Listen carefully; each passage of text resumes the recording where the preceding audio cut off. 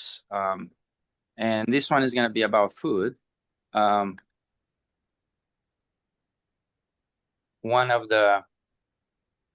Before I go further, I want to tell you this. There are actually 4 lectures that I started in February. It's a whole series. And I posted them on one playlist actually on the YouTube channel. So if you put, and I show you here how you can find it. If you basically go on YouTube and put Dr. Dan Sorescu, is going to go to my channel. Then you look where it says playlist. And then you'll find all of them under this playlist called Sorescu, How to Heal Your Mind and Heart. But that's not the reason why I'm showing you. The reason I'm showing you because then if you click on whatever individual lecture you want, and then you go further, you see more here, where it says more. If you click on it, you actually can find the handout of all these slides, all the presentation. So you have literally everything that I show you, the whole PowerPoint presentation for each and every lecture, but you have to find it there by going under playlist, individual lecture, more, and then you can download that handout. Okay, so having said that, let's move to finalize this third step, heal the body. Okay, so nature versus nature. Who is right, nature or nurture? Are the genes defining us who we are, or is the nurture what we do in the environment that we live with that makes a difference? And the answer is every nature we have, every gene we have, requires nurture to express. Nurture depends on us, what kind of nurture we provide. So here's an example of a fascinating study. It was published in one of the best journals we have, New England Journal, in 2016. They look at a large study, over 55,000 participants. Actually, there's 4 different studies pulled together. But bottom line, they look at patients who have high risk, or people who have high risk of coronary disease, family history, diabetes, smoking, whatever we define high cholesterol. Then they look at ones who don't have any of that. And then they separated them depending whether they have a healthy lifestyle versus if they have unhealthy lifestyle. And they want to see how much healthy versus unhealthy protects you or not against bad genes, or and even what happens to those who don't have risk factors. And what was interesting is that here's two examples of somebody who's got the same high risk of heart attack, and it turns out the one who had a healthy lifestyle was 50% less likely is going to develop the heart attack, as opposed to one who continue with unhealthy. As a matter of fact, we compare here. This is a healthy person who has what we call favorable lifestyle, who's trying to do their best to eat healthy, exercise, sleep, and control stress. Then once this is what happens if they have unhealthy lifestyle, all right, the risk goes up by almost 2-fold. And it turns out the risk was higher than you have bad genes, but you had good lifestyles.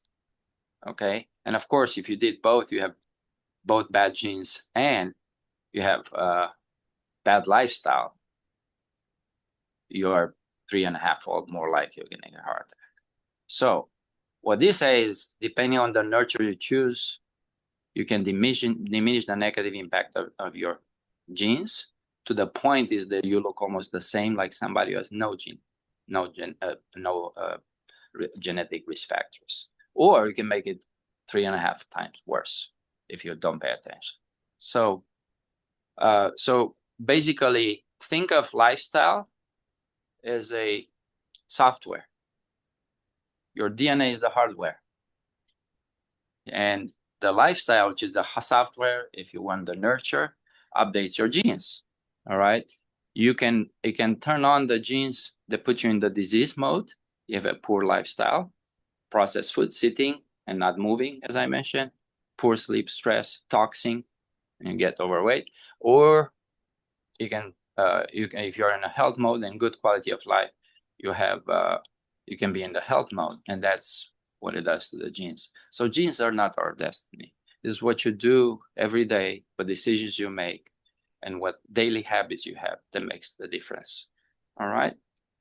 So, having said that, after we are 18 years old, we leave home, we're thrown into a society that we all very excited is amazing.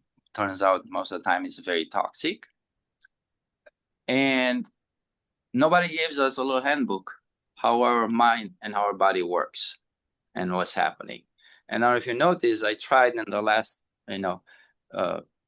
basically in all the lectures, but particularly in the last 3 or 4, is to show you how actually our mind and body have evolved to become independent what one or another one says. And that's what I'm trying to say. Why? Because if we know what our body and brain can do, then we work with it as opposed to against it, with our nature, not against it. And our body and mind were created based on initially billion years, then 6 million years of evolution, based on very clear laws of physics, chemistry, biology, physiology, when you put everything together, psychology, and neuroscience. All right. And we need to understand how that works. But here's something I would like to recommend for everybody to read. Nobody taught us how our brain really works and how we can rewire it, and how, in other words, we get sick, we have some mental problem, and then we go backwards and try to fix it. Instead of thinking, okay, this is how brain works, this is what it can do, why don't I try to work with what it actually does? And often I'm in trouble because I'm doing something that I'm not following what the brain can do, actually. So that's very important. But here's my recommendation. Please read this book. It's very easy to read. It's a 100 pages book. 7.5 Lessons About the Brain by Lisa Feldman Barrett. She's both psychologist and neuroscientist who's been doing this work for over 40 years. And she wrote a very easy to read book that is fascinating. I learned a lot from it. A lot of those concepts, I've already said it throughout my lectures. But one of the ideas that if we get stuck in our mind and we feel like, I'm stressed, I'm angry, I'm not doing well, I can't sleep, it's something that your brain actually builds on your experience, a certain pattern. Our brain predicts, gives meaning, and manages our body budget.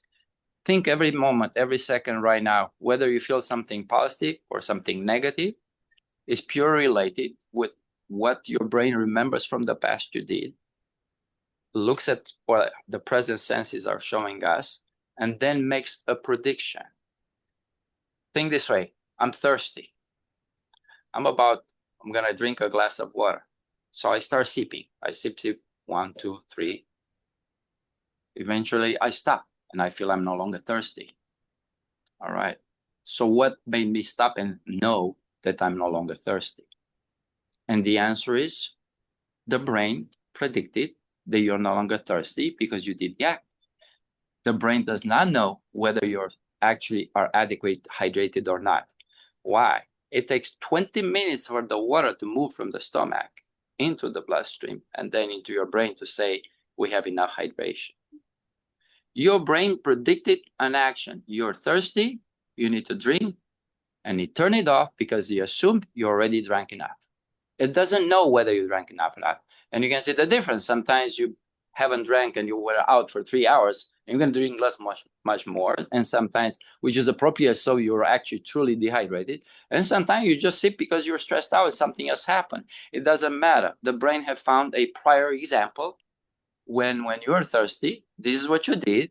And you also, what did you do? Well, you didn't drink until you actually stopped being thirsty. You drank 2 or 3, just enough to block whatever stress was or whatever made you feel good. And he just used that as a universal coin for this part. So our brain predicts the action, but also looking forward to correct it if it's wrong. That's how the brain works. Why? If I have a wolf that suddenly appears in front of me or a bear, if I start to accumulate all the information that moment and then react, it's already too late. the brain already reacts, predicts that this is dangerous. You start running and you start acting before you actually think or do anything else. All right. So what am I trying to say? That the brain doesn't just react, it predicts using past experience and present sense. Now, if I don't know what a wolf is or a bear is, I'm going to just look at it and start trying to pet it. I would be a fatal mistake. I'll never have the chance to learn how to do that again. But most of the time, I know. How do I know? It's from our culture. When I grew up, somebody showed my parents, somebody showed me some picture of those things if I've never seen it before, told me these are dangerous, stay away from it, don't make noise. And I know from my prior experience is being created by my culture, my family, and then I can react to it. Okay. So if there's something that you and why is this important? Because we are always in our mind. We are always in our thoughts. Just know that each time we are in our mind and we are in our thoughts, we are mindless. We're literally mindless. We're actually not ourselves. We're some automatic pilot robots that run a program, a software. A robot has no feelings. Robot doesn't know joy. And robot, the difference between a robot and us when we are mindless and not automatic pilot is the robot was programmed by somebody. For us, we program ourselves based on our reaction from prior experiences. Sometimes those are right, sometimes they are not right. All right. So what the brain really cares about is actually not about your emotion or your thoughts. It doesn't want to ever think for a second about your thoughts. As a matter of fact, it's actually a wasted budget for the brain. All right. Remember, brain is the most expensive organ in the body. It uses 20% of all the energy that we put from food in the mouth in a day. 20% for weight is 2% of the whole body. By far the most expensive organ. But it's also locked in a box. It's got no way of knowing what's happening outside with our fingers or our body or anything. It uses sensors that needs to be updated in microseconds with everything we do, what we're planning to move or do. And it has to predict before and act before you actually think about it, okay? And its job is actually to take care of the body budget. Really, brain is more concerned not about the thoughts and about the plans for the future. It's concerned about what's happening below the brain with the body. Every second, there are trillions of operations that happen in our body. We don't know about it. And it does that without telling us. There's no noise about that. If you really feel everything everywhere, that means you're sick. Something else is going on. But it's not, that's why that's tuned out. And his job is to really take care of our sleep, our glucose level, our potassium level, things that are absolutely required that we call homeostatic variables. So you can be busy with that and budget it. And at every second, if there is something that triggers an action that needs to happen, then it has to regulate the body budget where the energy is going. Now, how does the brain know to make that prediction?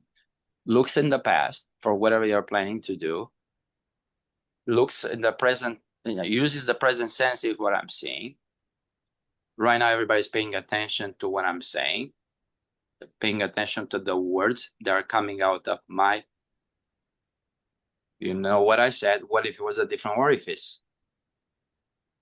Your brain would have corrected that prediction. He said something else. But you first already thought it, you already heard it before I said it.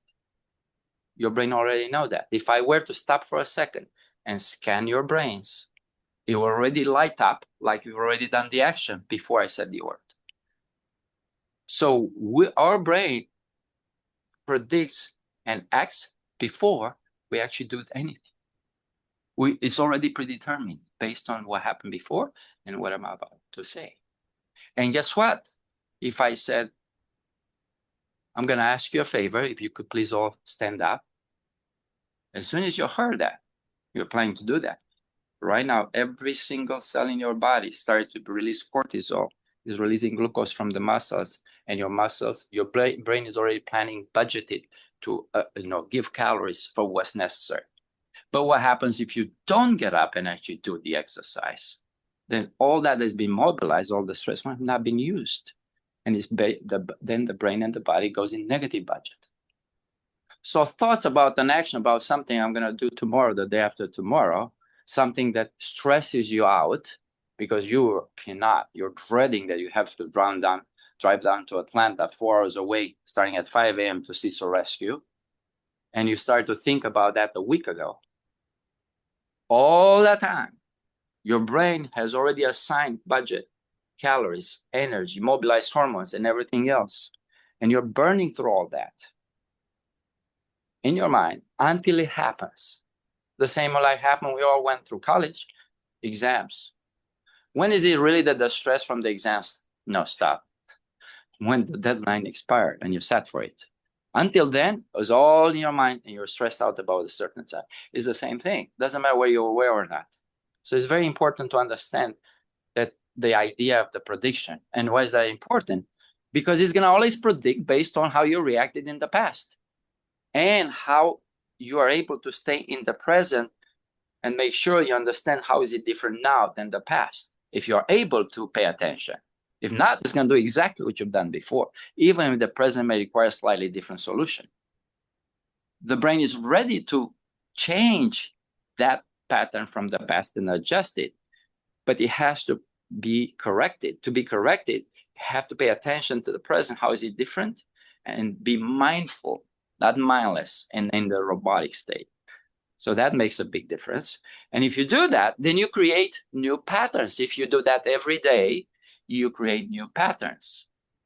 All right, let me give you an example. We're doctors. In first year of medical school, we're taught what are the symptoms of heart attack. The symptoms of heart attack is chest pressure. It's in your chest. It can be associated with shorter breaths, last at least 45 minutes. You have the feeling of impending doom, that kind of stuff. So everybody knows that. But everybody is not the same based on how their body is perceived by their own brain. Exceptions from the rules. I've had on and off, these are examples from my patient, on and off, my stomach was hurting each time I was trying to do or walk or do anything else. It felt like a heartburn.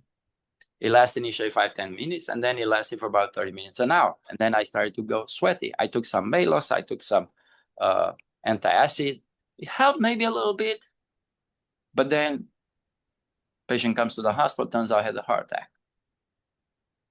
Why was it delayed that it didn't present thinking that it's a heart attack?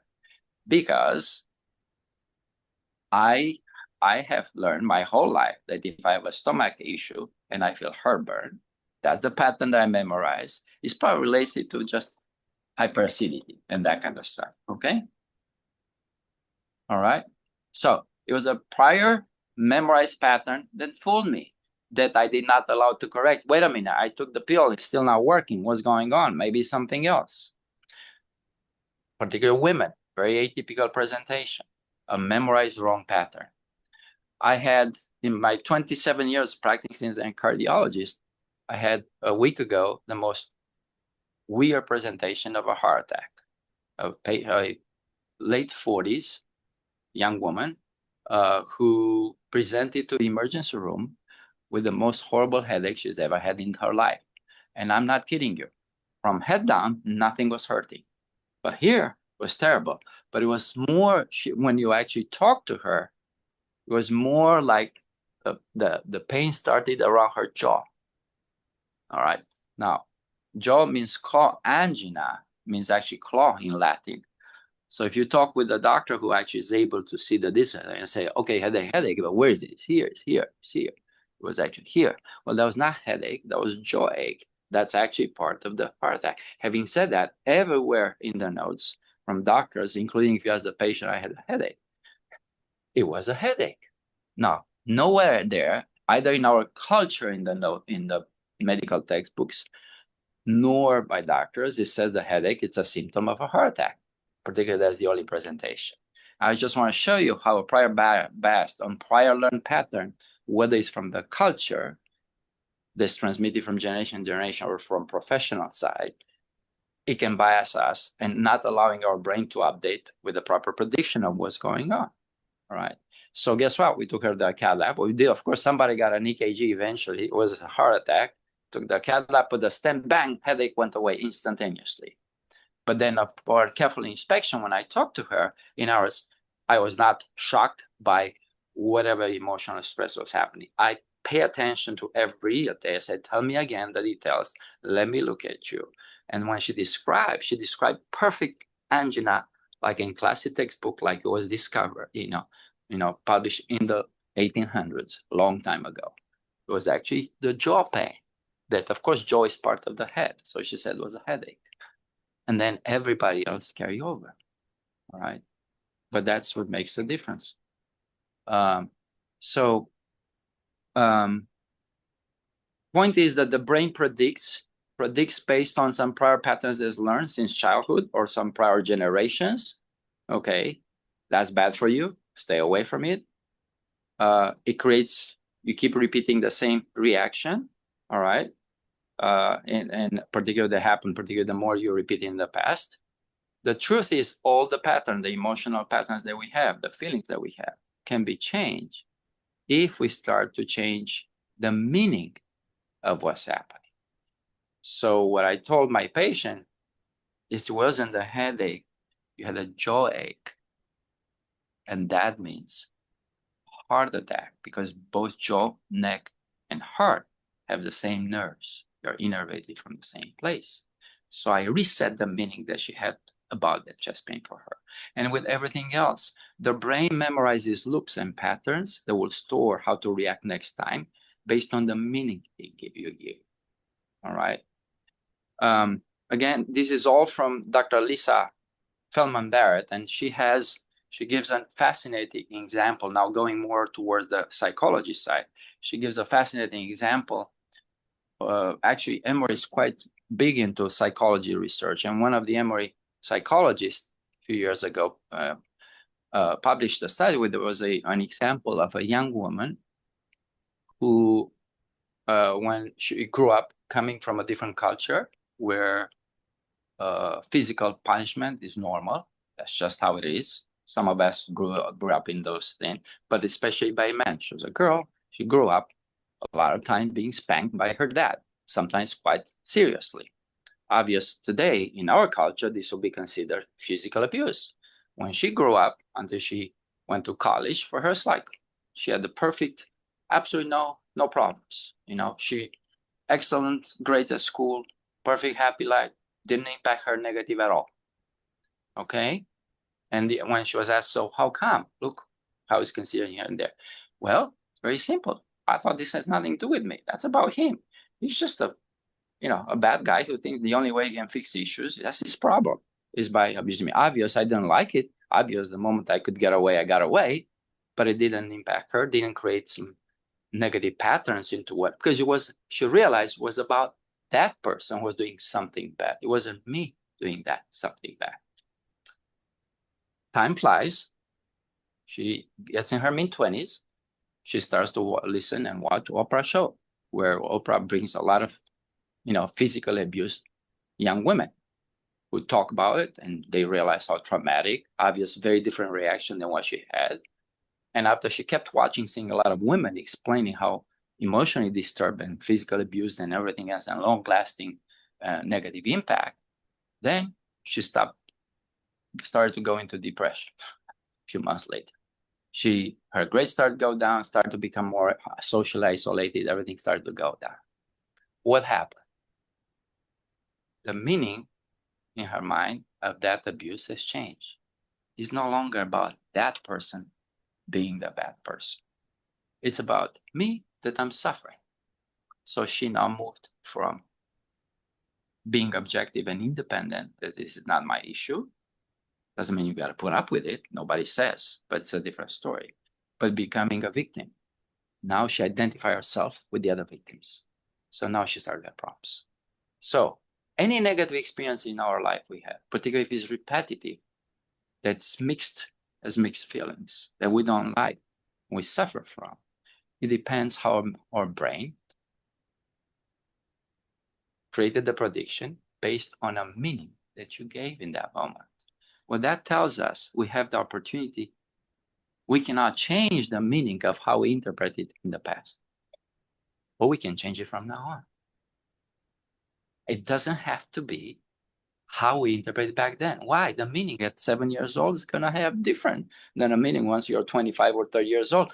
Oh, but by the way, remember that you are 25 and 30 years old. You're no longer 7. It's okay to change. And it's okay to see a different way and being curious about it. Okay. But that's the idea. You cannot change the past, but you can change every single behavior you have about yourself and grow for the future by starting with actions. Brain listens to change. It doesn't listen to thoughts or feelings. As a matter of fact, if you go in other cultures, nobody cares about thoughts or feelings. They just care about, it's a whole. They're not separated. All right. And bottom line, we can change the future and we can change the present by doing things, establishing habits, including the mind, with mindfulness, and changing the meaning of what we're doing. All right.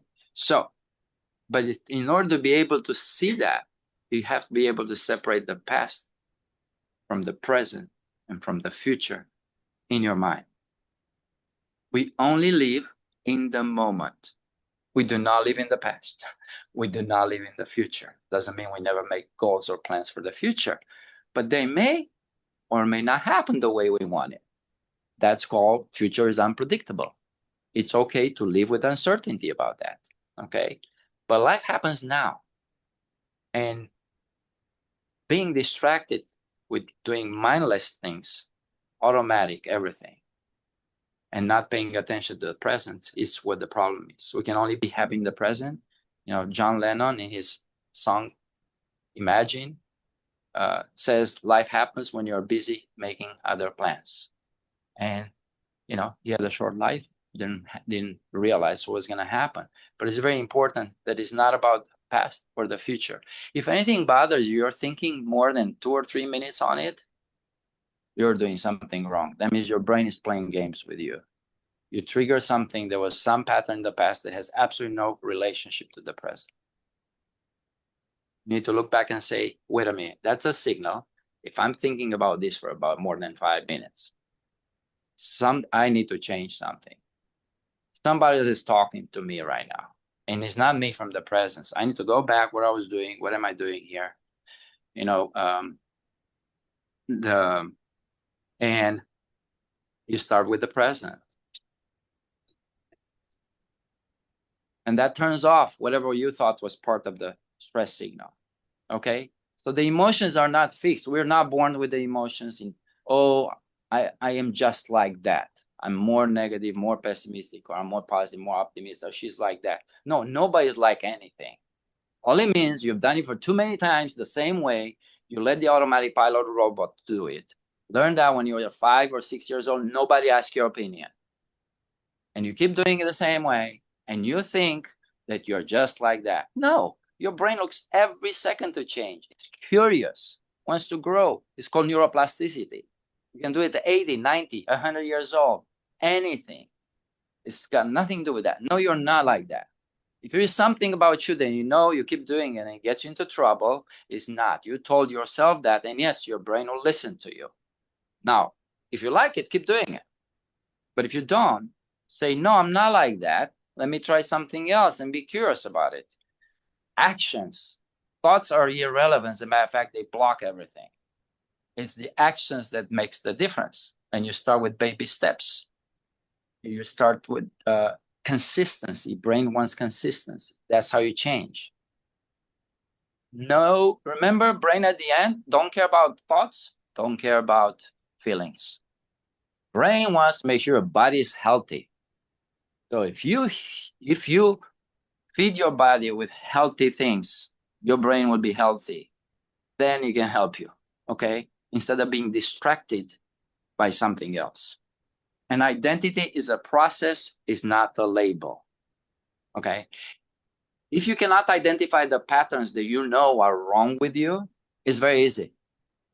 If you have a best friend, ask your best friend. They'll tell you what you do wrong all the time. Or ask your mom. It's okay. You can accept her criticism, but take it as things that I would like to change as an input, not as a oh my God, she's nagging at me again. That's exactly when you do that, you accept there's something else.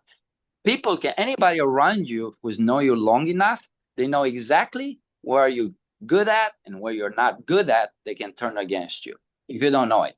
By the way, most of the time, if we think about it, we know it. Why do I always pick up the same kind of boyfriend or the same kind of husband? That's bad for me. Why do I pick the same girlfriend? Why do I allow myself to do this or that? And it's a repetitive theme, and say, wow, it's like I just have bad luck. I don't know what I did. No, stop looking outside. Look inside. Okay, and you look inside, and you'll be surprised once you see that inside. Okay, you see patterns of what you've been doing. Stop asking, why is this happening to me? And start asking, what is this telling me about myself that I have built as a pattern that keep reacting, keep putting me in this trouble all the time? Maybe I need to change. Okay. Now that's mindfulness, being mindful about something that's happening. I go into one of the things that's important to know is that once you try to change a pattern or say, no, I'm not going to be like that anymore. It's 7 a.m. My girlfriend called me. Why she called me? Because she knows I always answer no matter what. I'm there for them. All right. But I only slept 2 hours last night. And if something is not a death, life or death situation, she called me because, hell, can we go hang out for 2 hours? I'm going at 9 o'clock in the mall and let's do it. But I'm terrible tired. It's okay to say no. I'm going to change that. I'm not about you anymore. It's about me because I got to recharge my budget. Okay. We'll do our things some other time. All right. But if you start changing that, you're going to be reluctant. You're going to feel something is not right. You're going to feel uncomfortable. Any change that happens that challenge the prior pattern, your brain will resist. And basically, we become uncomfortable. Now, I will tell you something. Nothing will be changed without discomfort. There will be some discomfort, whether it's mental, ability to look in the mirror and not about pointing fingers, but to own what you think you could do different that makes a difference. And here is the ultimate truth. Okay? Doesn't matter what are your beliefs or where you come from. No one is coming to save you. If you don't feel good, no one is coming to save you. All right? What does it mean? There are two different aspects. I have no intention of going to the philosophical or religious side of it. I'm talking about reality, how our biology works. There's culpability, which is you should feel guilty of what you did wrong in the past. And that's not what I'm talking about here. I'm talking about that if you are in trouble, the only person who can get you out of trouble is you. The reason why it is your responsibility is because no one else can do it for you. That's the simple thing. And you owe that to yourself. I don't care about you feel culpable and guilty. What happened in the past is not about your fault. It's about that if you're not feeling good and you want to change something, you're the only one who can do that. That's what it means. No one is coming to save you. Therefore, you owe yourself to rehearse your agency, to say, I got to do it because if I don't do it, I'm going to continue to be miserable. Face that. And that's what I mean. And comfort, challenge your comfort. Comfort actually kills you slowly. There's a very famous quote, right, by Nietzsche. What doesn't kill you, make it stronger. All right. Meaning, obvious, you're trying to, but he also said that comfort kills you slowly. And that's never cited. Why? Because you don't see it. You just get more and more comfortable with everything. You accept everything that works against you. Path of least resistance. And your negative impact can be months, years later, and you can't even make the connection how it all started. All right. So that's what I was trying to say. One of the things that I highly recommend, another person that I learn a lot, a scientist from Harvard, her name is Ellen Langers. She's been doing research in the field for over 50 years. Harvard psychologist. She I'm going to show you a book her first, but it was fascinating. I listened to her podcast actually in the morning, and she's famous for several studies that they're just mind blowing as a result. One of them is she took men who were in their 60s, 70s, 80s, and created like a little environment. Let's say this study was done in 1980s.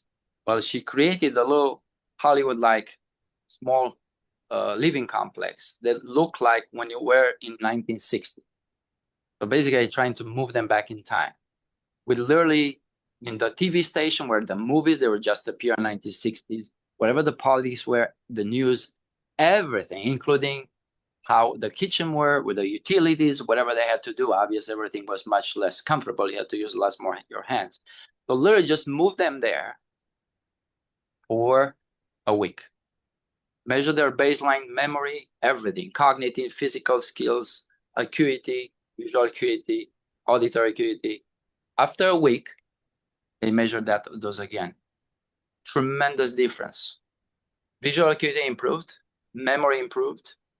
They were able to do lots more physical and more stable, and they look younger. 1 week. All that tells you is the mindset that made the difference. They remember, they collected, they said, ooh, but also, today compared to 1960s, we have downgraded and got everything has been taken away from us. We don't have to do anything. As a matter of fact, we don't have to write anymore. We don't have to read anymore. Everything is done new in 1 minute, tick-tock, little swap. And you think you have gotten the knowledge. No, what to do, you just, somebody capture your attention, is making money out of it. Your brain is just looking at it and says, I don't care about that. Because until you actually get that knowledge from the 1 minute tick-tock, you actually think it through or read it, which will be much better. Then you write about it. Only then you actually thought and your brain actually paid attention and did something with it. So it's pseudo knowledge that you think you acquire when you just screen and go digital. That's nothing. They are just capturing your attention because they want you to be mindless, a robot, a consumer, and that's what you are. But meanwhile, you're not mindful. You're actually not living your life. And you get under the false impression that you actually have acquired some knowledge about something you thought were interesting, which is not true. It wasn't. Your brain just washed it away. All right. All it is, you're just interested in something, in some prior concepts that you already had in your brain, and they fed what they thought you want and know. You haven't learned anything new. All right. So, but what she's saying is that there was another one. There was a housekeeper study where she took women who literally do housekeeping 12 hours a day. Okay. And then when she asked them, they put them in two groups.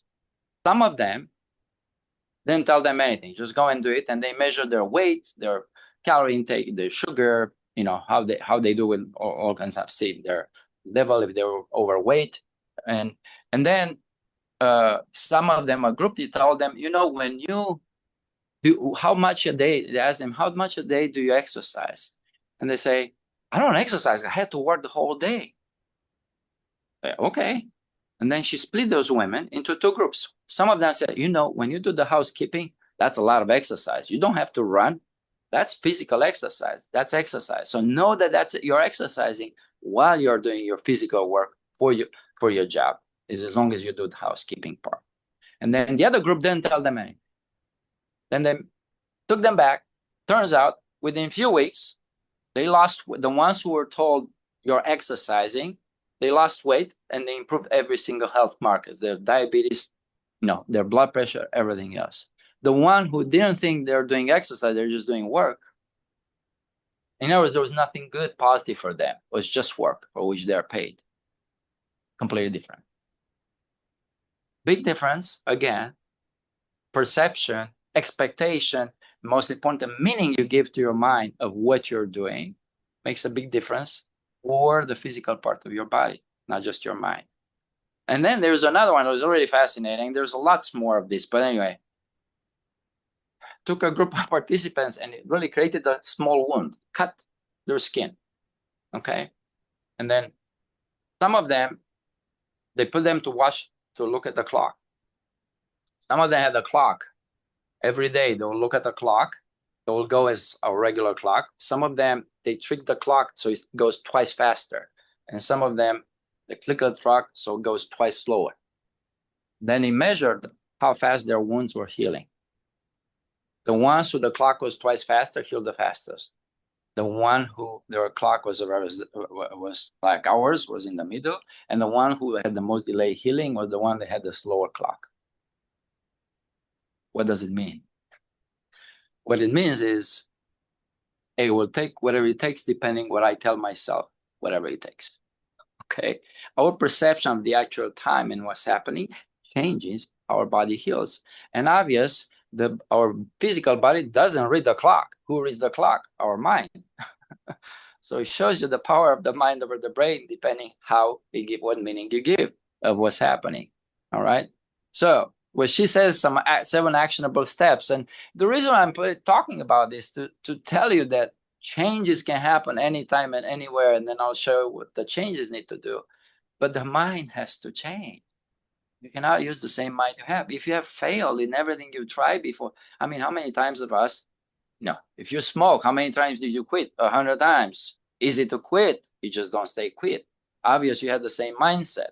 Same with what you eat. Same with the exercise. I can tell you for sure. I have men patients. I have women patients. Men, easy to get them exercise. Women, whew, you ladies are tough cookies. And I'm not talking about exercises intense. I'm talking about something that's done on a daily basis. That's what I mean. Like really, really difficult. So obvious, somehow the men, I don't have to do much because they have, their mindset is like, okay, what's the big deal? I'm just going to try to do it. But you ladies, everything else is a priority, but to get out and walk on a daily basis. Everything else is more important. And especially what's happening in this box here. All right. So it's very important. All right. So you can change that. And she insists on the idea of making an effort to be mindful. Mindfulness doesn't mean you're going to meditate, and whatever. This is something else. It's basically meditations is 20 minutes a day, twice a day or so. You pay attention and you try to get to acquire the skill of mindfulness. Mindfulness is being present in the moment, be curious, make sure you allow your body, your mind to acquire all the information that's happening in the moment. So you're not working, whatever programs you're going to activate about to do, they're not automatic pilot, but they're actually suitable for the current situation. That's it, not automatic pilot. So there's like, and last time I said, you go out, just you have your mind, you can't get out of it, go outside. Don't take the iPhone, don't put your headphones. Look ahead, always ahead, and pay attention. Why? When you look ahead, your brain suddenly is forced to get the information and and stop being distracted. All right. Notice new things. There are plenty of stuff that you didn't pay attention. Remember when you go on vacation, you go to a cruise or you go to some new city or some new place. What is you feel on vacation? Why? Because you allow yourself to be curious and see something new. You're actually expecting that. That's your expectation. But meanwhile, I can tell you, I passed 10 times on my street, and I don't pay attention how my neighbor's house has changed or everything else. No, pay attention, find new things that are around, and you'll be surprised. Okay, look for change, not staying the same. Replace words like always and never. I'm always and like that, or I never do that. No, it's just when you do that, your mind is already working on that. The most frequent quote I get from my patient when I ask them, well, can you start doing some exercise? Can you try stop eating French fries or whatever, Kentucky Fried Chicken or whatever is because it's like a common theme. They eat 3-4 times a week. That is a clear addiction. I said, I don't know, doc, but I'll try. Okay, just a simple word, try, tells your brain, I left the default for potential failure. Okay, she actually did this experiment I'm showing you. Just do it. Versus saying, I'm going to try. Say try, you always fail. Because you tell your brain, it's okay, I gave you this little extra door that you can fail. It's okay. Right? So famous Yoda quote, right? But all right, so it's important. If you're feeling in stress about something, some idea that's bothering you, you can ask. Try to be a little objective about it. Okay, if I don't do this, or if that happens, whatever bothers you, is it really a tragedy or is it an inconvenience? If that happens, that I'm worried about. And then focus what you actually can do about it. Focus on things that you can influence. Because once you ask the question, is really a tragedy that I'm putting so much exhausting my brain about it if I fear that uncertainty? It's actually the idea of living with the uncertainty, meaning we don't know what could be. Therefore, I'm going to pay attention. I acquire information, and the best information I get, and that moment, based on my prior experience, I'm going to make the best decision. One of the things that is the hardest, particularly when you think about the future is uncertain and something bothers you, is that some of us are much easier to make decisions, and some of us are just stuck in, I could do left, but this was going to happen. I could do right, but this was going to happen. And you go back and forth, and it's a never-ending story, and end up exhausted. And the reason why we do that is because it's not about what decision you make.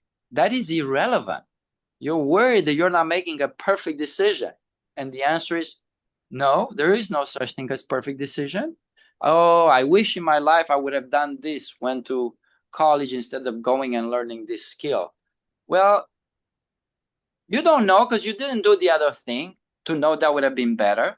We actually don't know until you do it. So it's not about whether you make the most perfect, best decision to avoid a certain horrible negative outcome, which, by the way, nobody knows whether it's going to be, number one, a negative outcome. Number two, is that bad or not? Okay, obvious. You jump off from the building. That's 100% a negative outcome. That's not what I'm talking about. I'm talking about things, small decisions in our life that makes a difference for what preoccupies us. Okay, so make the decision, and make the decision work the best you can for you.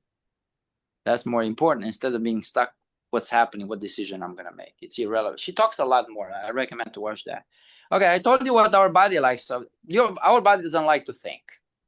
I'm sorry, our brain. Our brain doesn't want to think. Doesn't want you to be stuck. Why? Because thought has only one purpose: to move to an act. So brain thinks the thought is just a stage towards action. Once it did the act, doesn't want to think no more. The rest is just waste of time and energy. All right.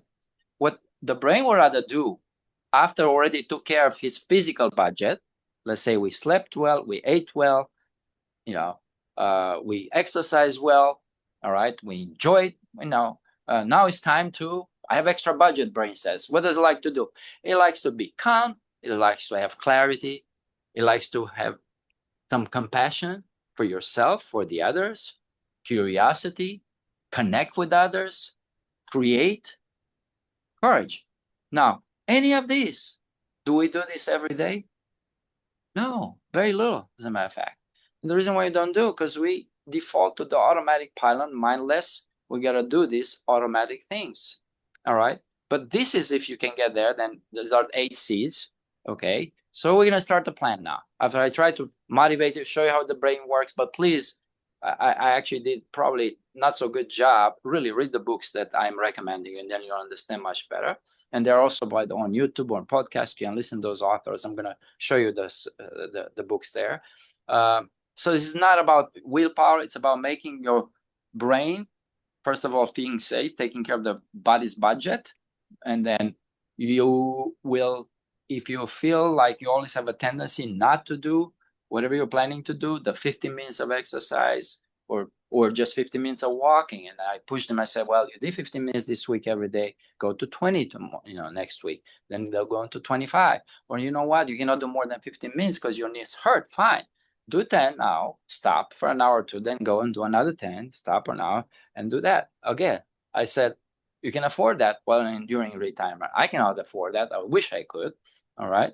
Take a small step, baby steps, however difficult is the stack that you put, make it so no matter what, it can happen every day. That's how the brain learns and changes the pattern. Daily actions make it familiar to your brain and creates those predictions that I was telling you about. So from now on, you can change those predictions. They will be different, and then keep going. All right. So here I'm going to show you some small things that anybody can consider. Any of these or combine, huge difference for your brain to balance its budget.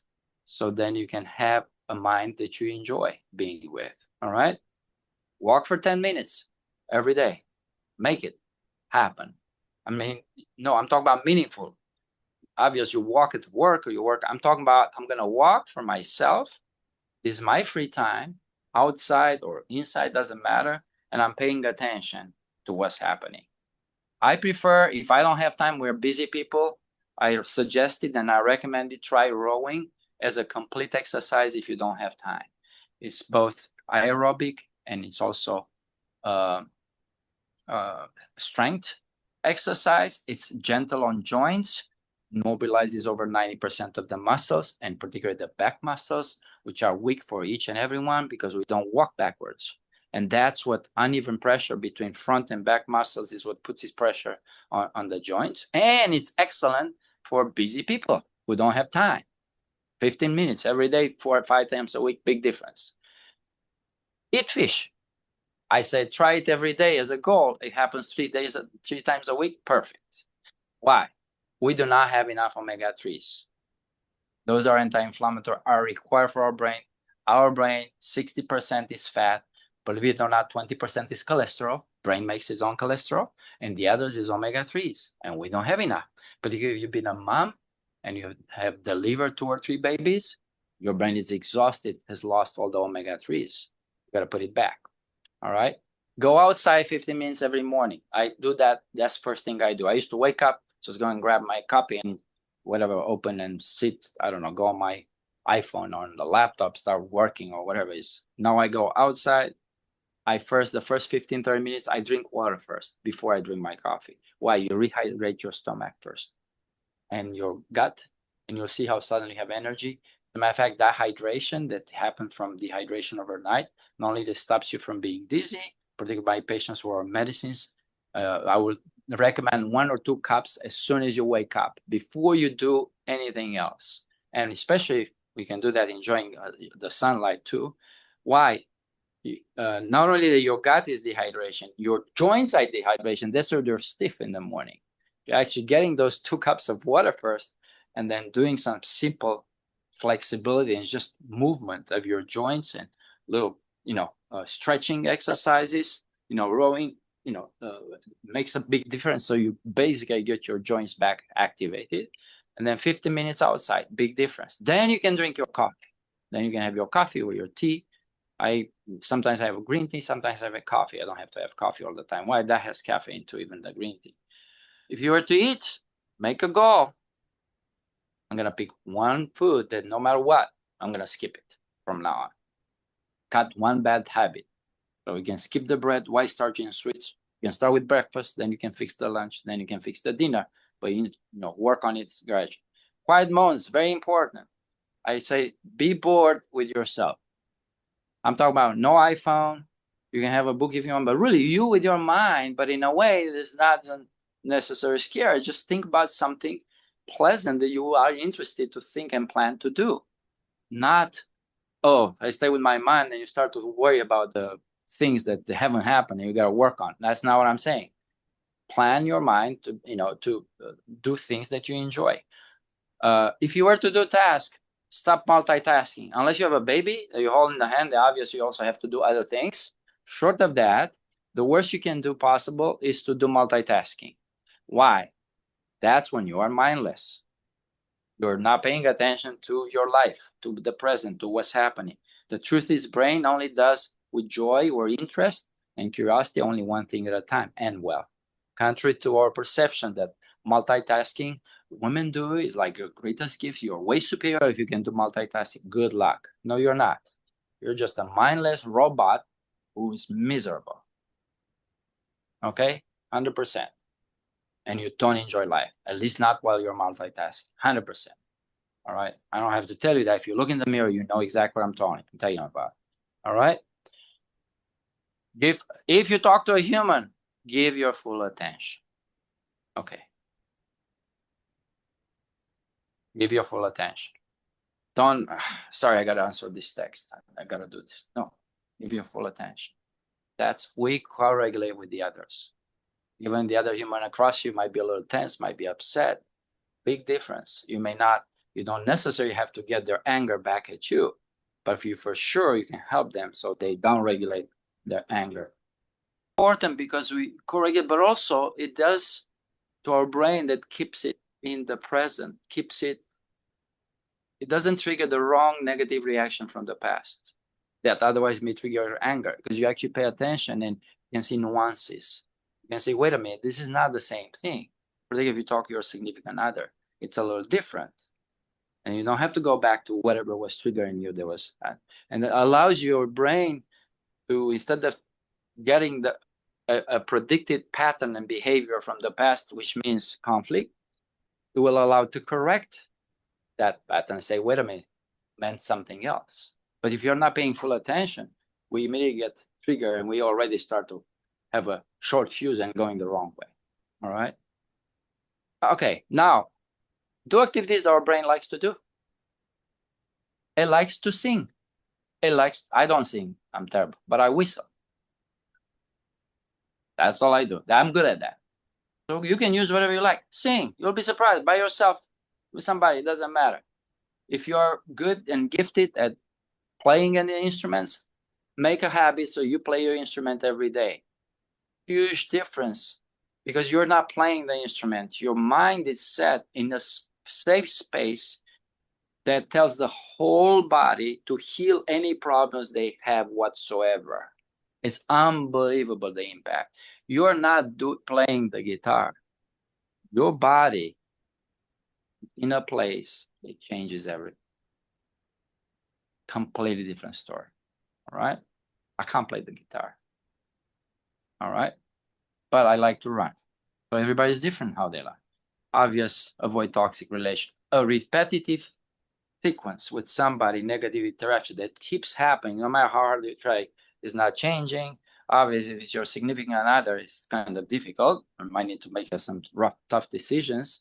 But if it's a friend, then just avoid it and say, look, I don't have enough energy right now to deal with this. All right. Or if it's obvious, like my brother or my sister, I can't really divorce my brother and my sister, then learn to separate what kind of situations gets you into a toxic relationship and put those on boundaries. We're not touching that subject. We're going to talk about everything else that otherwise we get along just fine. All right. Put boundaries. And it's very important. Now, here's one thing that we have lost, a skill that is actually essential for our brain development. To write in a journal for 5-10 minutes a day. You don't have to write your life story, but write few things that were bad in that day for you, and then 3-4 things for which you are grateful for what happened and you're happy that it happened. And especially the emphasis is on the gratitude part. They actually show you, if you do 5 minutes this gratitude journal a day, it basically lifts about 50% of people out of depression after 6 months. Because what happens, allows your brain to activate those loops and reset the emotional circuits for what really matters. Basically, it resets its negative predictions, so you don't have to stay in that bad loop. It goes back to reality and the present. You're actually using the whole functions. Okay, it's a big deal. And then have self-compassion. I have a patient of mine that I had for a long time who we're trying to say, well, we're talking about her stress, and she said, well, I'm stressed out. I say, okay, well, so what stresses you? What's happening? And so, well, I got to do this. I got to be with these people and they're stressing me out. I said, well, so what can you do about it? Well, this is what they do to me. Blah, blah, blah, blah, blah. Okay. All right. So everybody else, including her friends, says, well, this is not right. Why do you allow them to do it? Well, what can I do? They're my relatives and, they have to live with me. I said, okay, well, so, but clear they're pushing. If somebody else were in your shoes or was your friend, what would you tell her to do? I said, well, tell her that she needs to kick them out. And I said, well, okay, but why you can't kick them out? And you let them abuse you? Because I said, here's what happens. You don't love yourself. Because Your friend, you had no problem to give an advice to do that because you love her. But the same advice, you wouldn't give it to yourself. In other words, we miss the point when we're creating negative patterns that makes us to abuse ourselves. We don't realize we lost the self-compassion. And you cannot find the self-compassion unless you start to talk to you as a second person and say, okay, she's angry again. She's upset. Why is she upset? Try it. You'll be surprised. Okay? And imagine that she is your best friend. And what advice would you give her? And you'll be surprised how it allows your mind. It's basically the ability to think about your own thoughts in an objective manner. And that requires some work to get there. Okay? And the most important, if you have a short fusion, you're being triggered, you can't take it no more, and you're about to burst, all right? Pause and breathe. Go to the restroom. Stop doing what you're doing. Get out of that situation. Say, I'll come back to this, but not right now. I need a moment. Why? You try to stop that automatic pilot program that is about to just activate with just trigger. From when you're 7, 9, 10 years old, they keep getting into trouble. Okay? You need to stop it before it happens. If you give time, you can get back. All right? And that will be and Spine Mind. Okay. So these are the books that I recommend. 7.5 Lessons About the Brain. Lisa Feldman Barrett. One of the best neuroscientists and psychologists alive. The Mindful Body. Ellen Langer, again, another famous psychologist from Harvard. Terence Hill, this is about relationship, is one of the world experts. It's in your handout, don't worry about it, and you will be uploaded to the Terence Hill. I learned a lot about dealing with relationships, but especially the toxic ones, not infrequently. For part of my job description, I have toxic relationships all the time, whether I like or not. I'm paid for. I got patients, right? And I got families. And often we get in toxic relations, not because they mean bad, it's just because everybody's stressed out. It's frustrated. There's a lot going on. You try to repair a system, often it's broken and creates things that look like it's my fault, and then we gotta work with that. But again, I learned a lot how to deal with that from that book. Gabor Mate's The Myth of Normal tells us about how toxic society creates in us patterns, that coping mechanisms that allow us to survive, but then creates addictions when we're older and gets us into trouble.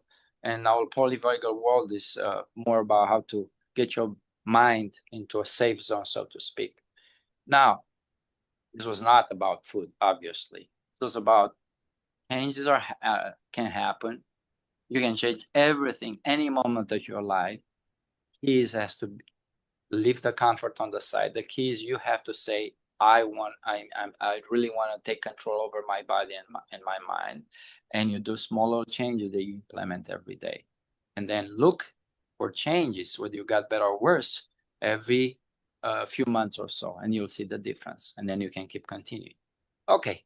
But I want to make sure I redefine, I showed this before, ultra-processed food, okay? This is my definition of ultra-processed. By the way, experts don't agree what's ultra-processed food, okay? Everybody heard this word. In the old, ways was junk food, right? That's how grandma knows, okay? But it's gotten more, the junk food from 1960s is different than the junk food from today. And I want to point out, but bottom line is what we have, you take an absolutely healthy vegetable, whether it's potato or kale, and you're going to heat dry at a high temperature, all right? You're going to add some kind of vegetable or seed oil and sugar. Why? That gives the taste and gets, gets that crackers kind of texture, all right? And then they have to add the food additives, which is flavor enhancers, emulsifiers, preservatives, sweeteners, okay? And then the problem is that in that process where we get that and we call that food, we lose the natural antioxidants that were in the kale. Those proteins that are in the kale are now crunchy and tasty how we like it, is because actually these polyunsaturated fatty acids, and namely omega-6s, have been oxidized and by the sugar, and it creates that taste. Think caramel, right? That excellent caramel taste and texture and a taste we like, it's actually sugar that burns fat, and together they oxidize the protein, and that stimulates our umami taste. But truth is, from nutrition perspective, it's a disaster. All right, but that's what we like. Why? Because we're probably, since we discovered fire, that was part. Oh, we got food, we're cooking. Okay, I assume. I do not know exactly why we're so.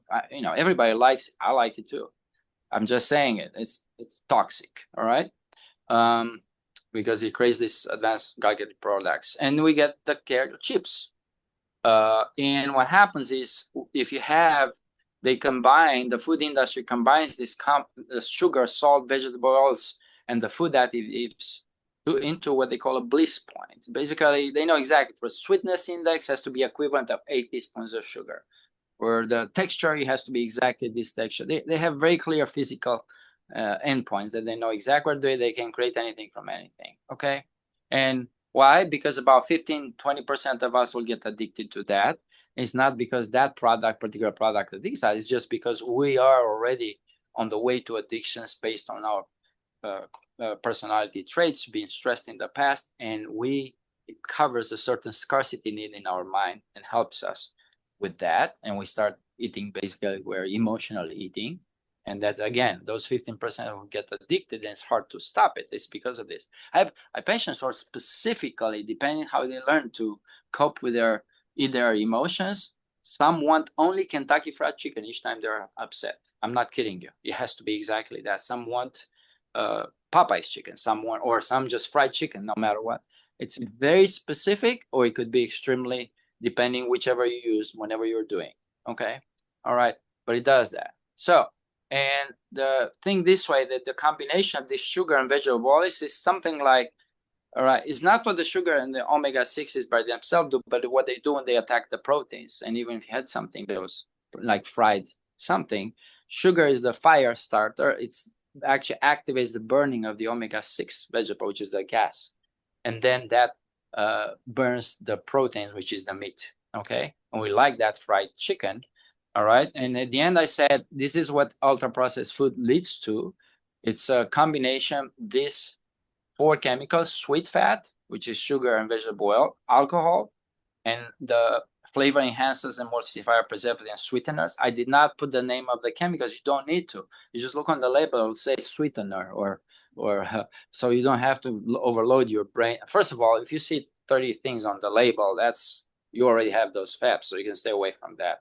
And I like it when it's vitamin water. So, it's just water. There's nothing else. I said, why does it have 30 different labels on it? Well, there's nothing there. I said, well, if it's nothing, why do you like it? And you think it's not water. All right. So obvious it's not. They don't have to disclose things because it's a patented. So they get away with that. All right. But bottom line is, sweet fat, alcohol, fats, and chronic stress enhances all this awareness. And the problem is, they come together. Stress makes you eat like that, and eating like that makes you being stressed. Okay. And all this, I would like to mention, there are macronutrients, which is the sugars, the fats, and the proteins, which are used, obvious, by our body to either as a building blocks to grow, or as a replacing our own proteins, or as energy, right, to be burned inside our cells in mitochondria. However, there is another property of every single of this food that has, and those are signals to tell the body and the liver what to do with the food. That's independent of the calorie property, independent of the energy part of it. Okay. The problem with these signals from sweet fat, alcohol, and fats is that it sends the signals to our brain and our liver and our fat for storing, for abnormal growth, for inflammation. So our brain does not see these actually as food. It sees as a signal of scarcity, winter incoming, and you need to store this. This is not for burning. And that is the problem with these chips. They're not really food, how the brain or the fat. And you just but also it tells the rest of the healthy food that you may have eaten that day to be stored. So it tells what to do. Okay. So that's independent of the calories. So now we got in, you don't have to go through all this. I just want, so what is the problem? I'm overweight and I want to try to get back into my normal weight. Well, I need to know how I get to store fat. Here's how we store fat. I just ate something. I'm healthy.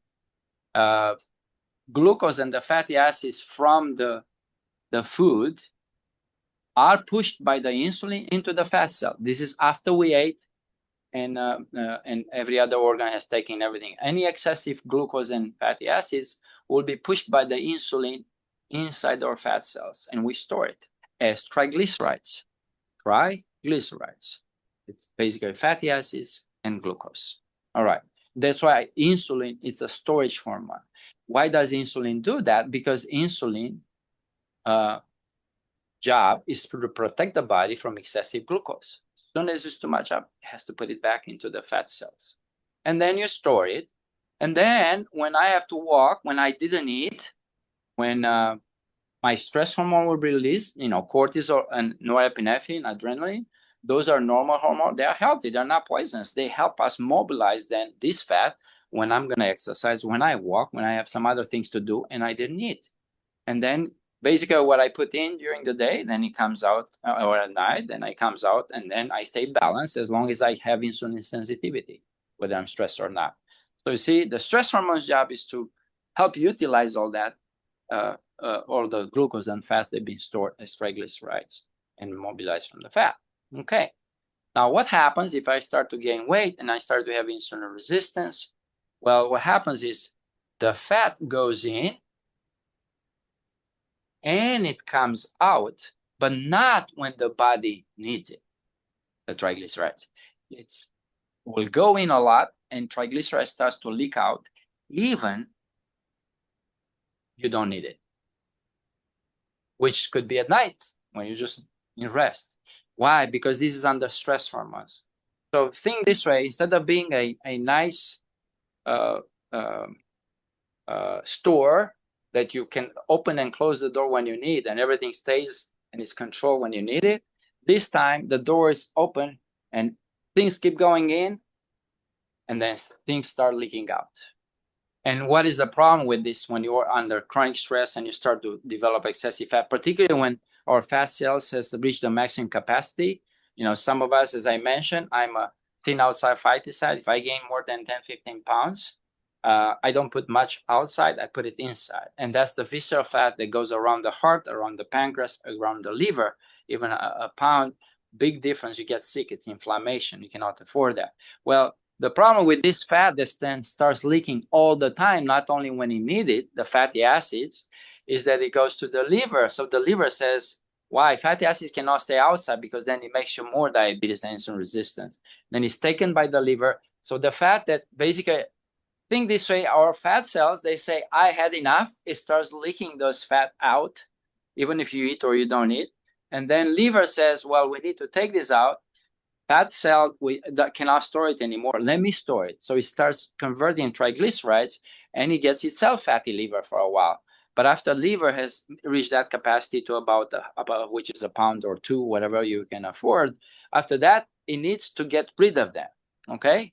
And how does it get rid of them? Well, part of it will go in the bile as cholesterol and gallbladder, and this is how you get gallbladder stones. So everybody's got gallbladder stones, and we got at one point they lose their gallbladder. They have to have surgery. That's telling you already have fatty liver, and the liver is trying to get rid of it. But it also tells you they've had high cholesterol for a while, and what's happening with the gallbladder that's getting clogged up is happening with your arteries too.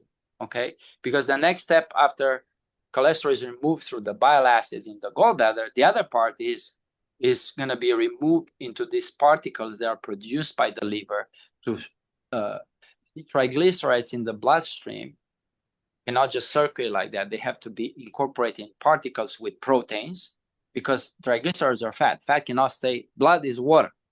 So you need a fat, fat water, oil water interface, and you need a protein. So actually the triglycerides stay onto this particle that has a big protein, but also the cholesterol. And these fats, this triglyceride and cholesterol, will bind to the proteins, which then targets to go to the cells, and you start little by little release the triglycerides. How do you release the triglycerides? We have here in an endothelial cell an enzyme that's called lipoprotein lipase, and starts to get the triglycerides removed, and you move gradually from a big particle that's called VLDL to a more smaller particle, the LDL. When we measure in the bloodstream, we measure and we call the bad cholesterol the LDL. But I want you to understand it comes from VLDL, and it comes from a triglyceride-rich particle, and then the less and less triglycerides it is, eventually becomes LDL. But LDL itself is not bad, all of it. Only 20% is bad, and is the one that keeps staying in the circulation, and it cannot be taken back to the cells. Fat cells will take them, muscle cells will take them, but remember, our fat cells are already maxed out. Can't take it anymore. And then liver said, I'm maxed out too. So it's going to give signals, you cannot go anywhere. So it keeps circulating the bloodstream until it gets oxidized completely under the fire of glucose and those omega-6s. It becomes small, shrank, and it's called oxidized LDL. This is the one that accumulates below the artery, in the artery wall, and it starts causing coronary disease, okay? And the best way to figure out which part of the LDL is toxic, all right, because not all it is to look at actually the ratio between our triglycerides and the HDL. So the HDL is supposed to take it back, all right? So we're going to have stuff that goes in, but stuff that doesn't go out. So we look at triglycerides to HDL ratio. So when we look in the labs, all right, this is the total LDL cholesterol. You see is in red, it's 130. Anything over 100 is not that good. But then the next step, I'm looking, okay, is this the LDL, the bad LDL, or the good LDL? Well, how do I know if that's the oxidized LDL? I look at the triglycerides. Remember, those are the soluble fats. If but triglycerides is up, that means my fat cells had enough, my liver had enough, I got no place to go, so now I'm giving them in the bloodstream. So now triglycerides, all right, there is an absolute number, more than 150. It will not be in red if it's below 150, but doesn't mean it's not high even then, because it's not the triglycerides that matter, it's the ratio between the triglycerides and the good cholesterol, which is HDL. So your HDL is supposed to be 55. Anyway, if we look at the ratio triglycerides to HDL, why? Triglyceride tells you what's going towards the arteries. HDL tells you what comes back to the liver from the arteries. So if that is low, and the triglycerides are high, that means you're pushing everything towards the arteries. So you want this ratio to be less than 2, okay? What is this ratio? Is 4.5.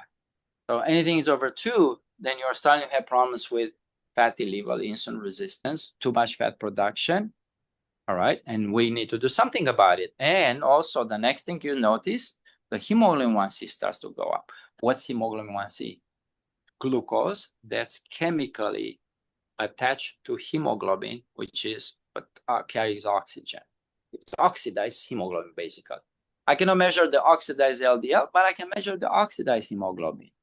And it's telling me if that's more than 5.6, then I have prediabetes. I already have insulin resistance. If it's more than 6.4, I have what the endocrinologists and doctors call diabetes. And I like everybody to warn them at the pre-diabetes stage, okay? Because it's not actually pre-diabetes, it's already diabetes because your insulin is up, your body is already oxidizing its particles, and you have too much fat that the body cannot deal with, all right? So I know that my triglycerides and HDL will then fit this very low density LDL, the bigger particles lower the triglycerides, which then eventually feeds into the bad LDL. So the bad LDL comes from these guys, triglycerides and HDL, okay, the LDL. And there are some other tests we can do, but just know that it comes with prediabetes and diabetes and those markers. The reason I'm saying is most of the doctors and everybody else will panic when they look at the LDL. And I think you need to panic when you look at triglycerides, HDL, and hemoglobin 1C, not at the total LDL. Obviously, total LDL is 250. That's a different story. But if you have family history of coronary disease, you got to pay attention if you have elevated Lp(a), which is another thing. But most of the time, the LDL by itself is not going to be a problem. The question is this the oxidized LDL? Is this the one that's has a tendency to go under in my arteries and causes blockage of the heart arteries? And you know by looking at this triglycerides to HDL ratio and at the hemoglobin ones. And you also, it's important to know why, because it's all diet related. Got nothing to do with genes. Got nothing to do with anything else. In other words, you can fix it by understanding where it's coming from, and you can work on it. All right, big difference. All right, and here it just shows you the cycle how it starts. Let's say I want to improve my triglycerides to HDL ratio. That means I want to lower my triglycerides, which comes from diet, and increase my HDL. So the cholesterol starts to go away from the artery back into the liver and the tissues, not to go towards the arteries. So, well, triglycerides come from the liver or from the gut. They are made from combining glucose and fatty acids, and they make triglycerides. That's it. So it's sugar and vegetable oil or butter. Nothing else. That's what makes your triglycerides. You absolutely need sugar no matter what. And I mean sugar, refined carbs, you can name it. It has 250 different names. But you cannot make triglycerides without sugar. Even if we think it's all a fat problem. No, it's not a fat problem. It's a sugar problem first, because without the sugar backbone, you don't make the triglycerides part is the glycerol that's half glucose molecule, okay? And it can be done by the liver. It can be done made by the gut, triglycerides. But also, remember, once you gain too much weight and the fat has had enough, now, and you have insulin resistance, now it releases, the fat gets leaky, and releases fatty acids, which then is the third feeder into triglycerides in the liver, okay? And guess what? On top of that, I'm going to eat stuff that has signals that it tells the liver to store fat and cause insulin resistance. Those signals in the ultra-processed food are chemicals like fructose and omega-6 from vegetable oils. Why? Those are chemicals that says winter is coming, you need to store. That has nothing to do with their calories. So that's the problem with the ultra-processed food. I get a big boss who tells the liver to store. So even if you ate, let's say, beautiful salad, you ate a beautiful piece of meat that's healthy otherwise, all right? If you just had your potato chips, you just destroyed everything was healthy and nutrition about what you ate healthy. And you told this goes for storage, make fat from it, increase my triglycerides, make me insulin resistant and diabetic. Insulin resistant and diabetes is nothing but storage. What is overweight? I keep storing, okay? I send the signal for that. And these chemicals, that's why ultra-processed food are so bad. They're loaded with omega-6s. They're loaded with fructose, okay? All right. And there's one more, and of course, our good friend, stress, cortisol, and everything. It's slow release day by day throughout the work day, all right? Because we have to work against time and we have to see 30 patients a day or whatever we do in a day, you know, manage, got those 30 different accounts. That steady cortisol level does the same thing. It sends signal to the liver, hey, make more triglycerides because we're starving. We need supply here to burn, for our muscles to exercise. But guess what? When I exercise, we're just sitting there. So then those just will get worse. Now, for those who absolutely enjoy a diet, something, all right, doesn't matter if it's diet Pepsi, diet ginger ale, diet Coke. Here is another source of the triglycerides that's totally unknown, and we know it from science. Okay? Artificial sweeteners. Everybody tells them, but they have 0 calories. They're not triglycerides. They're not fats. They're not glucose. So that's where you make the triglycerides. So how come Sorescu are telling me that my liver is going to make triglycerides from these sweeteners? And the answer is, you're right. Your liver doesn't make it from that. You know who makes it? Bacteria from your gut. So sweeteners change your bacteria in the gut. They eat them, and then they make together with the gut triglycerides, provide actually fatty acids and glucose to our intestinal cells and the liver, and they make triglycerides. Okay? So guess what? Another source of triglycerides, if you're, it's diet soda that you didn't know, and you thought it has 0 calories. But it's not our liver, it's our bacteria from the gut. They're super happy to eat that stuff. Okay? And it changes. And I say it's half as bad because indeed it doesn't have it, but 2 of those is full bad. It doesn't make any difference in terms, because it's the same prediabetes, insulin resistance. It's never been shown, as I mentioned, to make you lose weight. It's a myth, or improve diabetes. Okay. Right. There's only one purpose for those, and I'll tell you which one. And it doesn't matter if it's stevia, monk fruit, and whatever it is. If you can eat the stevia, eat the stevia. But I promise you won't like it. It's not sweet. All right. The actual plant. Right. Stevia is a favorite food for pigs. Extremely healthy for them, and they love that. All right. We have that when I grew up in Romania. It's considered, a weed in Romania, but we reserve it for pigs, so they're happy. All right. Then the same with the monk fruit. Oh, I'm gonna have some monk fruit juice or sweetener. Okay, if you want to eat the fruit, okay, but it's still not gonna do it if you have too much. All right. So, and the reason why, because these 3 guys, the ultra, as I send those chemical signals, independent of calories, fructose, vegetables, particularly the omega-6, stress send the signal through cortisol, and sweeteners through the bacteria from the gut. They tell the liver to replace our receptor that we have. You see, this VLDL and LDL, in order to deliver the triglycerides and cholesterol to the tissue, they have to have a receptor that's tagging them to do that. Normally, it's called ApoB100. And you see, our doctor, now we measure it in the bloodstream. Well, and ApoE.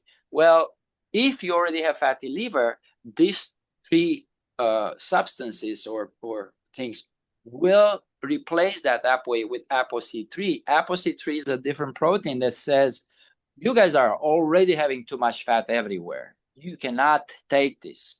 So whatever the particle I just created, I want to stay in bloodstream forever to keep circulating, because you cannot afford it.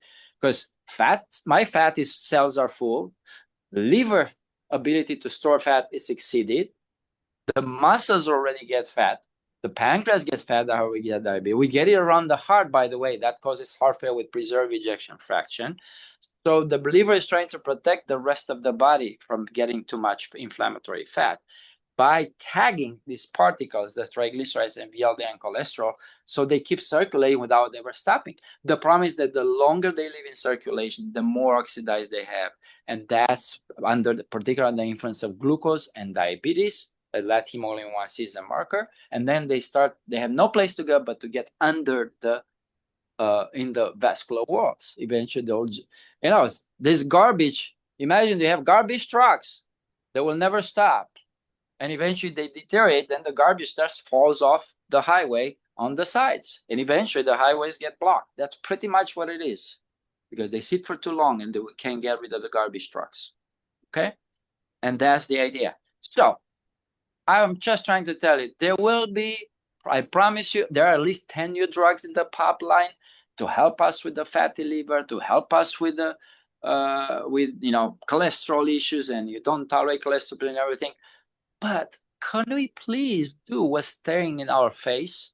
Please cut the sweeteners, cut the ultra processed food, eat false foods. You do that. It's cheap, it's for free, and you don't have to ever take drugs.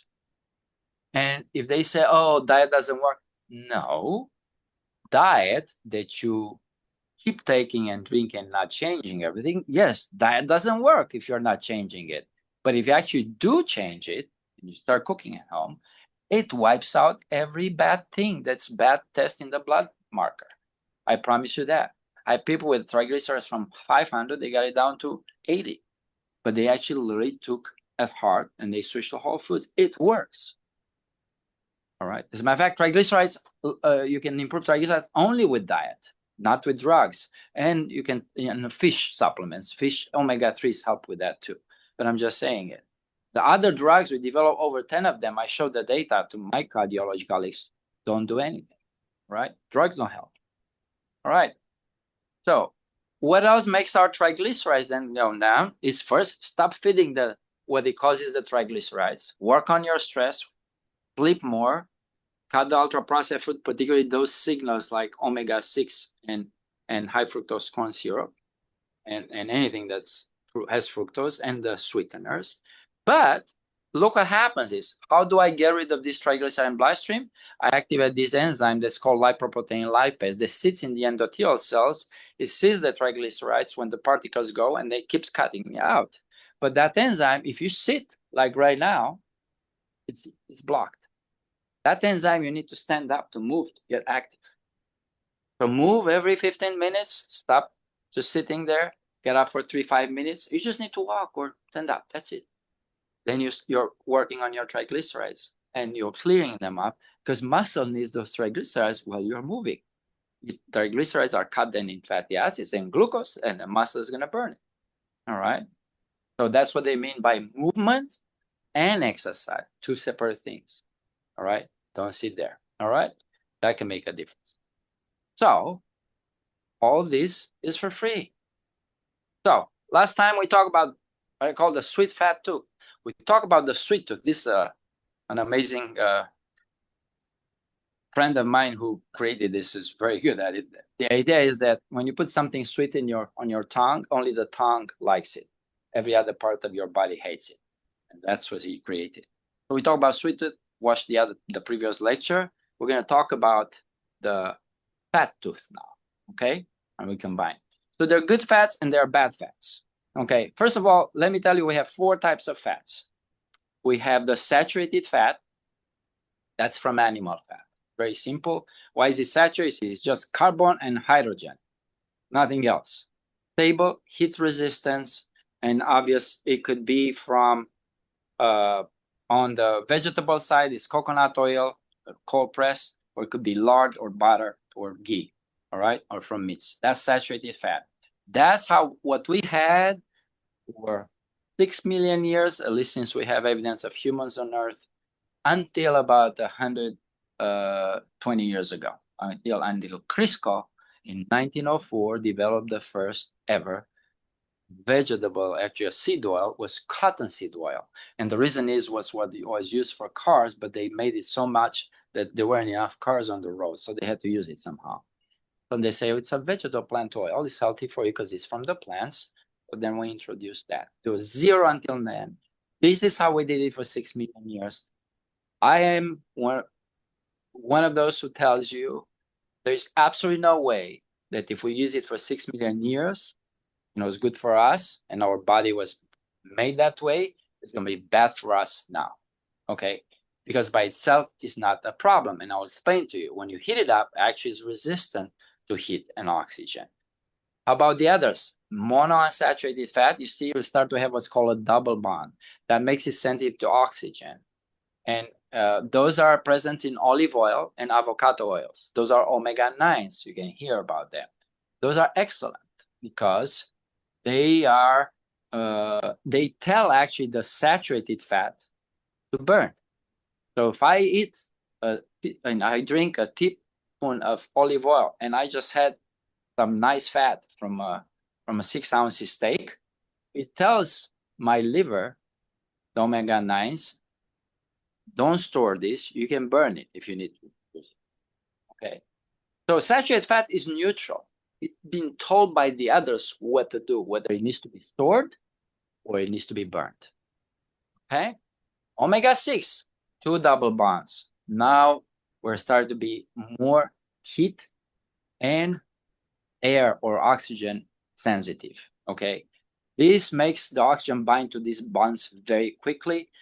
They're very abundant in vegetable oils and every nature. Okay. They're essential. They are essential fatty acids. We make cholesterol from these omega-6s.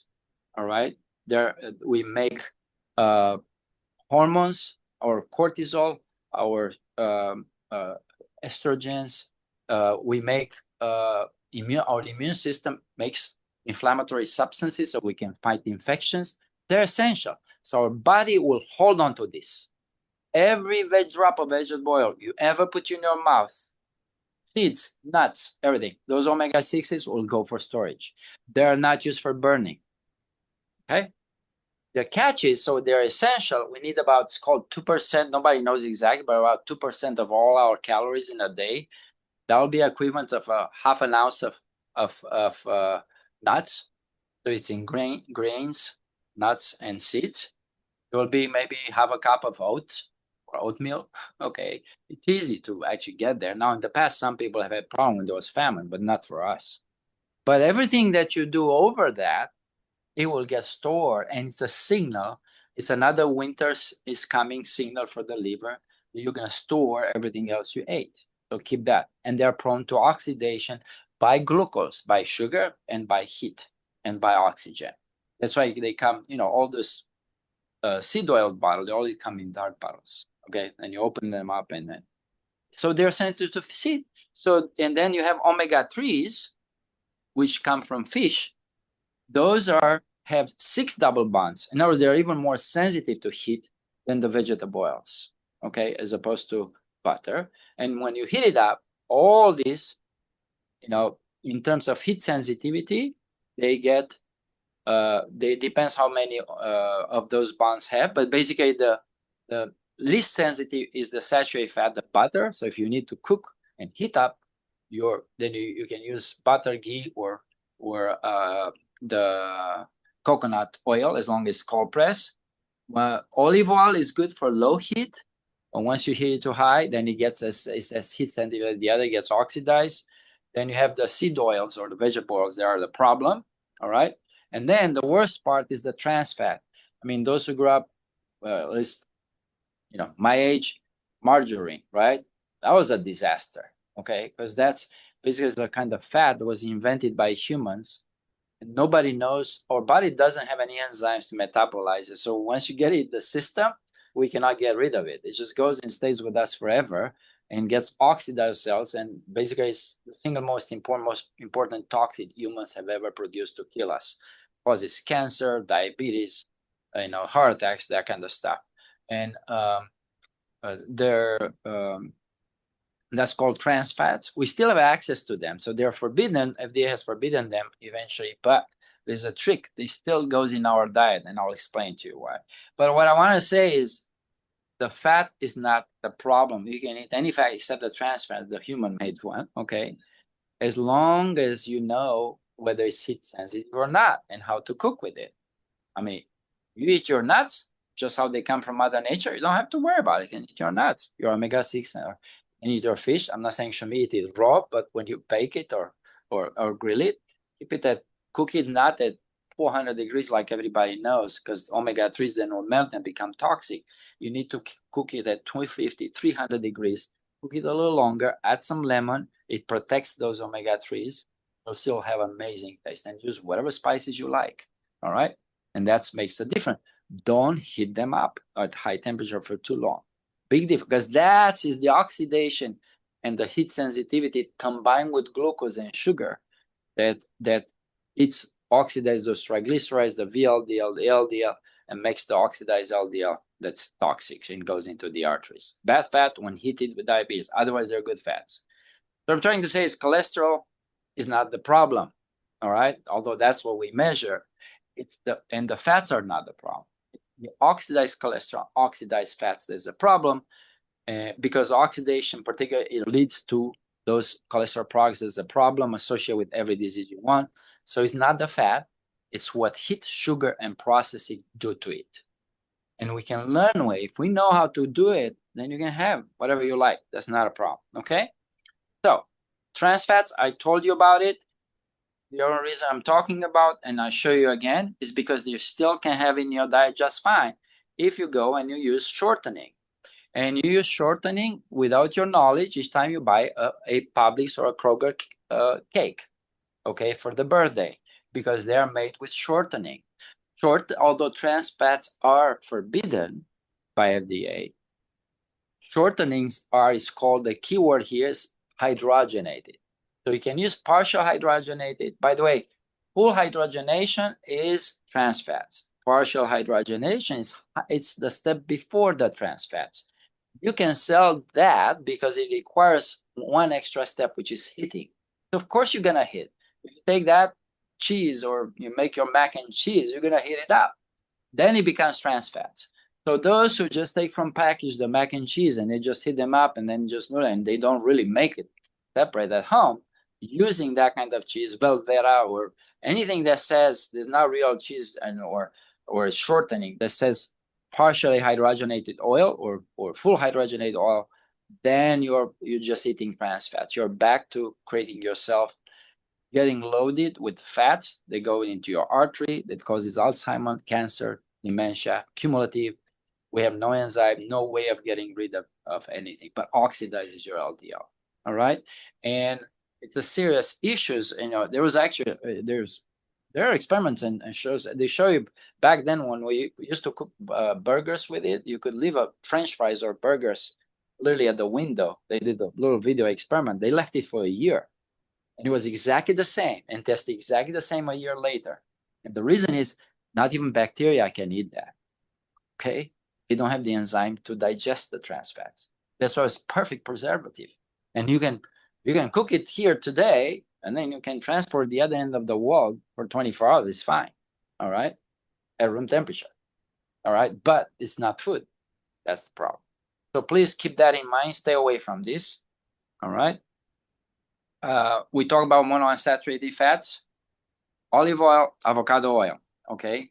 All right. Excellent. It tells the other saturated fat to burn, but not if you heat it up more than 350 degrees. And you can do a little stir frying with your extra virgin olive oil, but not really fry with it. Okay. This is how you use it. Best way to use olive and avocado oil. Low heat cooking, drizzling after cooking. By the way, Italians or Greeks don't actually heat with it. They add that oil at the end of the thing after the food is almost done, the stew is done, or whatever you're doing. Okay, all right, which is very important. Or finishing oil with warm foods. There is a lot of. Turns out about 80% of our so-called extra virgin olive oil on the market is not real extra virgin olive oil. Here is a couple of tricks you can look for. List them one. For example, there are 9 different olive oils at Costco, but really there are only 3 that are actually real deal that you like. Not they are not real, but it's not what you want. The Toscano. So you like to look for harvest date, specific country of origin, Italy, Greece, whatever is prostate certification. Ideally, you want to say cold extracted. Why? Because if it's they have also a canola oil. Basically, Costco has 6 other versions of olive oil, but it's like the canola oil version from the olive oil. Because you can do the same with the olive oil, and then you can make it. It's called pure or light taste. That's basically it's a canolized version or seed oil version of the olive oil, where you didn't extract cold press, but actually you heat it up and got rid of that. Some people don't like that. It's original, it's real, because if you taste it, it's very bitter. And also it's cloudy. It's got all kinds, because those are phenolic compounds, which is under cold extraction, as opposed to heat it up and look clear. If it looks clear, it's not the real deal that you want. Okay, the healthy version. All right. So Toscano PGI, Italian EVOO, that's the trademark, right? Extra virgin olive oil, or Kirtland organic. And keep it in a small dark bottle on the counter. It really shouldn't cost that much. And I use Costco just because everybody shops at Costco. So I think they give you choices for the other stuff too. Okay. Omega-3 fats. These are the best fats in the whole world, except don't fry them. Don't eat fried fish. That's what I'm trying to say. All right. They're really, our brain is made from them, our arteries, our eyes. We cannot see without having plenty of omega-3. Retinal detachment is really an imbalance between omega-3s and omega-6s. Too much vegetable oil, they burn and they create oxidation or detachment of your retina. Omega-3s protect, do exactly opposite.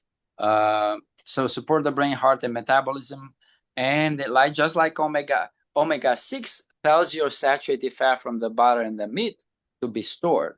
Omega-3 does the opposite. It tells you saturated fat and your really fat to actually burn it. So actually, the more of omega-3s you have every day, the more you lose weight from the saturated fat, okay?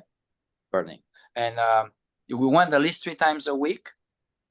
You want small fish or fish that is eaten by other fish. So salmon, mackerel, sardines, anchovies, herring, marine fish. Why? The omega-3s are not made by the fish. So fish eats algae. Algae are in the ocean. The colder the ocean, the more omega-3s, because they use omega-3s to protect themselves from cold. Hot, warm water fish don't have omega-3s, don't need it. All right. And definitely not the farm one because there is no algae there. All right. So, but you can have it also in the bigger fish, they eat other fish, so to speak, except you got to be careful. Those they tend to accumulate mercury. So I recommend you can eat your tuna or mahi-mahi or grouper or red snapper, but probably no more than once a week because you can get even one meal a week. If it's consistent, you can get mercury poisoning from it, and neuropathy and everything else. So once a week is enough. All right. But the others every day, and it doesn't matter how much you want. Okay. Just don't fry with it. Omega-6. Here is the problem. Essentials, vital, helpful if you eat them from grains, nuts, and seeds to the left. Terrible if you eat them from the right. Not by itself, but by the fact that it's 1 teaspoon. It's a lot of omega-6, lots more than we need. And remember, omega-6 are not used by the body to be burned. They're not used as calories. They're used as signals to make hormones. They are part of our cell membranes, mitochondria, and they are used as signals to tell the other nutrients, the glucose and the saturated fat, to be stored because winter is coming. And that is my problem. You can have just enough, I don't know, but don't have. You can have less too much if you have it from the seed oil or vegetable oils, particularly they are extracted. And we know a lot of mechanism. Of course, this is not in our guidelines. So what I'm saying, full disclosure, this is my opinion based on research that I know, and it's against what the American Heart Association recommends, but also what FDA recommends. Okay, and I think we have plenty of evidence that we can change it, but so far, they say the evidence is that from now on, all of us, we should eat plant-based, and that's it. And there is not, and sure, vegetable oil is plant-based, and there is some truth to it, but not when you realize that nobody just eats only plant food or just vegetable oil. The problem with omega-6 is because it's used by our body for so many functions, then you start to have gain of function. They're used to make inflammatory substances in the body. They're normally designed to make us defend us against an infection. Well, guess what happens if we make too much of those inflammatory substances? We get inflamed. So no, it's not true that you cannot have too much. You have too much. The same with diabetes, the same with fatty liver. We have plenty of evidence. The studies have been done. It's just not everybody is listening to them. And the problem is particularly when you heat them up. The way they are extracted, they are heated up twice in the process of extraction. That's the problem. At 450 degrees, so they get oxidized, then they get rancid, then they have to clean them up so they don't smell anymore. There's so many processes there that's very little known. Well, that is the problem. And yes, you can have some of them have less omega-6s, which is like canola oil was designed. It's actually only about 16, 18%. It's almost as close as a formula with omega-6 as the olive oil. But the processing to get there is the problem. I'm going to use it. Okay. Butter, cold press, extra virgin oil, avocado oil are good. Don't fry with it, because when you fry with it, that means temperature is over 450 degrees with every oil. Omega-6s convert to a substance and into not only in those trans fats that I was telling you about, but also in aldehydes. Aldehydes are compounds that are the mechanism how when we smoke cigarettes, we get lung cancer. So when you fry something, you also create cancer substances into your French fries or your fish. The equivalent, for example, as they've been measured, a small portion of French fries is equivalent if you smoke a pack of cigarettes from those aldehyde production. And we have plenty now. The number of cancers that are similar like smoking cancer on humans who never smoke a cigarette in their life are growing and growing by the day and by the year.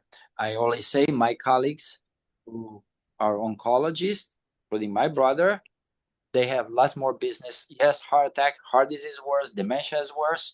Does nothing compare to cancers. And cancers, especially in younger and younger people, we've never seen this before. Talking about an average between 20 to 40. Cancer used to be a 50 years old disease.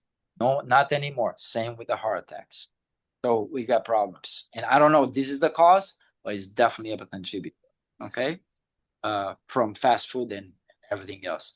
So what we have learned, though, everybody agrees with, that you like to change the balance between the omega-6s, which are in seeds, oils, or grain, or seeds, to omega-3s. Right now, an average person living in this country is 1 to 20. In other words, 20 times more omega-6 than omega-3. We want to change it to 1 to 4 or 1 to 1, ideally. And that comes by cutting these guys out and replace it more with these guys, okay? And we do that, we turn off the inflammation and we turn off the insulin resistance, diabetes, joint hurting, and everything else. I show you last session this example that dealing with stress is as important as eating healthy, because if you have one stressor a day and then turns out compared to the days that you don't stress about, you accumulate your fat burning goes down, your triglycerides go up, the glucose goes up, and you have an accumulate that you stored over a year. If you had that every day you were stressed out, over a year you gain 11 pounds even if you eat exactly the same way and you exercise the same. And that's just from the influence of the stress hormones, cortisol. And I explained that job of the cortisol and the adrenaline is to tell the liver to make glucose so we can run. But nobody's running no more with that. We just sit there and we keep stressing about things. Okay, so that's what happens. And this is the study showing you how as soon as you're stressed in that day, your body says scarcity, winter is coming, stop burning fat. So you burn less fat that day, your insulin starts to go up because you need to store more if you don't burn it. Then your stress hormone cortisol up, and then your triglycerides go up. That's just that, not changing anything. You eat the more healthiest food otherwise. But what if you decide not to eat the healthiest food? Why? I'm stressed out and I need to indulge. I'm right now, I need some comfort food. Okay, we're going to do that. And they compare two kinds of meals. The one that's based on butter, they look exactly the same. The one versus the one based on vegetable oil. So what was eggs, turkey sausage, biscuits, and gravy, right? Well, so then they measured the glucose. Here was they found. Then the one they ate, there was with vegetable oils that I'm telling you they're bad for you, but presumably our guidelines tell us they are good for you. Turns out they had higher sugar and higher glucose, and diabetes was worse in those who ate actually the same meal, but based on vegetable oils. So they say, well, you lose your protection mechanism from healthier fats. No, that's not what happens, because if you look here, they show the profile. Palmitic acid is saturated fat. So those are presumably bad fat from butter, right? Oleic acid is actually vegetable oil kind of fat. That's omega-9. The same here. So what happens is the only thing that's different, you have less of the saturated fat and you have lots more, almost 3 times more unsaturated fat, which is omega-6 and omega-9. So what we are comparing here that made you worse, it's half of it was vegetable. It was half and half vegetable oil and saturated fat. And now it's half oil, half butter. And here we have 3 times oil and a quarter butter. Okay. Bottom line is vegetable is bad, and the more vegetable oil is even worse, particularly if you're stressed out. That's what it means. All right. But because the bias is that everything that's with butter is bad for you, even our experts, when they design the clinical trials, they're just shocked. How was it? That was the opposite. Stress must have switched this your brain becomes so idiotic when you're stressed out. It thinks that the saturated fat is the good one, and then the vegetable oil one is the bad one. But it's not what it is. All it is just vegetable oil at any level is worse, and when you put more in a vegetable oil version, it's getting worse. That's all the data show. All right. To me, they should have compared with what Sorescu recommends is a healthy dinner. Okay, and this is something we cook. All right. So what is it? It's veggies, stew, or grilled with butter if you need it. I very rare when I need to add anything really, but I will use butter at least for the veggies to put them in if I grill them or in the oven. And then you have your favorite steak or chicken or whatever fish you like, and I got my carbs from the squash and eggplants. So then I compare. Here's would be cooked with butter versus cooked with vegetable oil. You see what happens? You have saturated fat equals unsaturated fat if you cook with butter. And then if you go here, you have 3 times more unsaturated fat. So they say you should cook it with vegetable oil. All right. And the answer is not really, this is what ChatGPT says when asked, compare me the same meal cooked with vegetable oil versus with butter. Identical. Look at it. And not only a ChatGPT it's artificial intelligence, right? So it's intelligent. Here, it told me, hey, if you cook with vegetable oil, less saturated fat and more heart-friendly or unsaturated fat on the vegetable oil side. And the answer is not sure. The question is, why did ChatGPT think that this is better? Because that's what our guidelines say. So it might be artificial, but there's no intelligent. It will just quote whatever is being there, the perception out there. It can't counter that. Okay. And what I want to say is the calories are the same, the proteins are the same, the carbs are the same. What it is, you have more vegetable oil. Okay. And shifts meal towards more unsaturated fat. And I can tell you, we have plenty of evidence that that's actually not good. And particularly when you're doing what they really tell you is replace even the real meat with the soy-based burger. All right. And I'm showing how it looks now. We drop from 11 grams of saturated fat for this meal to 3 grams, and everything is unsaturated fat. And this is actually a disaster for the body. Because remember, we keep adding those omega-6s.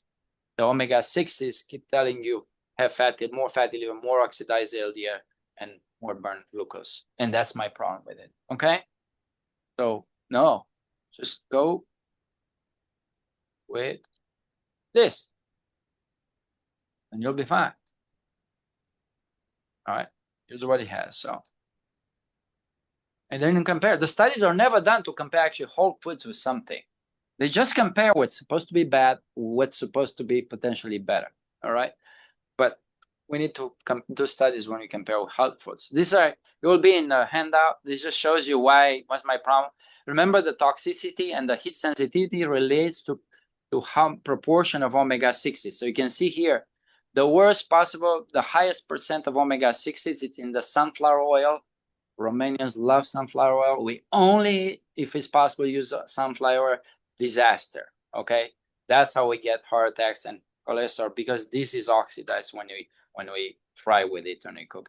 Canola oil, actually, from that perspective, is better. It's only 20-25% omega-6. Safflower oil is a disaster. Palm oil, it's a little better, actually close to canola oil or even olive oil with the omega-6. The catch with palm oil is also it's like you have palm butter, and it's like you have butter and vegetable oils in the same time. So the secret with butter is don't combine it with the vegetable oils, because then it's bad. I think all the studies that find that butter is bad for you is because it's combined with sweets, cookies, cakes, and vegetable oils. But if you're just to compare butter by itself with otherwise whole foods, and you don't add the vegetable oil, there's not a problem. So that's why even palm oil has actually less omega-6s. I don't like, because it's got too much saturated fat, and it's like buy one, get one free. It's just a terrible combo to combine it with the saturated fat. All right. And then look at the beef fat, all the others. See, everything that's meat related fat, and coconut oil including, very low level of omega-6, except the pork lard, because depending how pork was fed anyway. But again, Well, the reason why I like it is because you can heat it up and it's stable and doesn't create those oxidized byproducts as opposed to the other. All right. All right. So we minimize the fats from vegetable hydrogenated oil. Crisco, remember, shortening shortens your life. Don't have it. All right. Okay. Pre-made Italian dressing, stop buying those. Make your own. Those are big, big tricks. Okay. You can make your own. Have your balsamic vinegar. Have your favorite apple cider vinegar, what you like. Get your extra virgin olive oil. You can add some salt and pepper. Put it in the bottle, 1-to-3 ratio. Shake it, and it's good there for a month. It's not a problem. All right.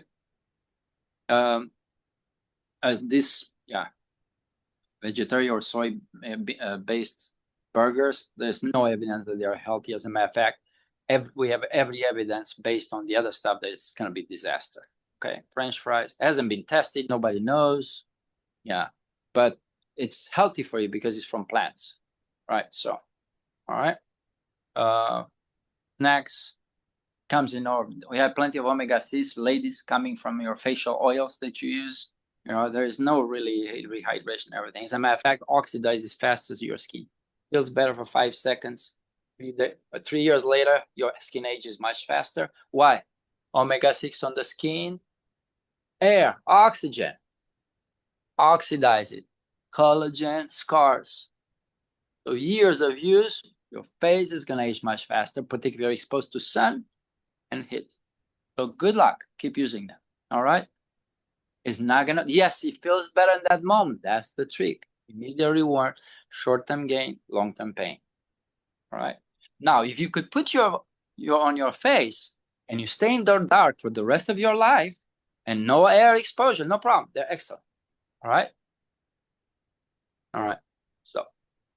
So find the ones that they don't use the vegetable oils or the omega-6s in it. There are some of them. It's not that you don't have options. I'm just saying. All right. Yeah. So here's a favorite from Chick-fil-A. And the only reason I picked it up because it's almost at least twice a week. I have patients who come with it and I see them. They use usually 2 or 3 of them per each meal. Okay.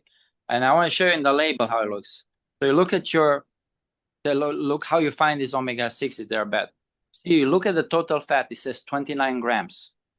You look at saturated fat. It's 5 grams. Okay. Saturated fat, remember, butter is neutral. You will be told by the omega-6 or by fructose or omega-9s what to do, whether it gets stored or is bad. So I'm going to remove that saturated fat because I don't care. 29 minus 5 is 24. 24 grams, 1 teaspoon of anything has 4 grams of something.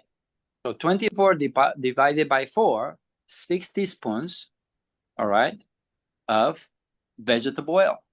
Okay. 1 teaspoon of vegetable oil has the content of omega-6 from 100 corn ears. So you just ate 600 corn ears worth of omega-6.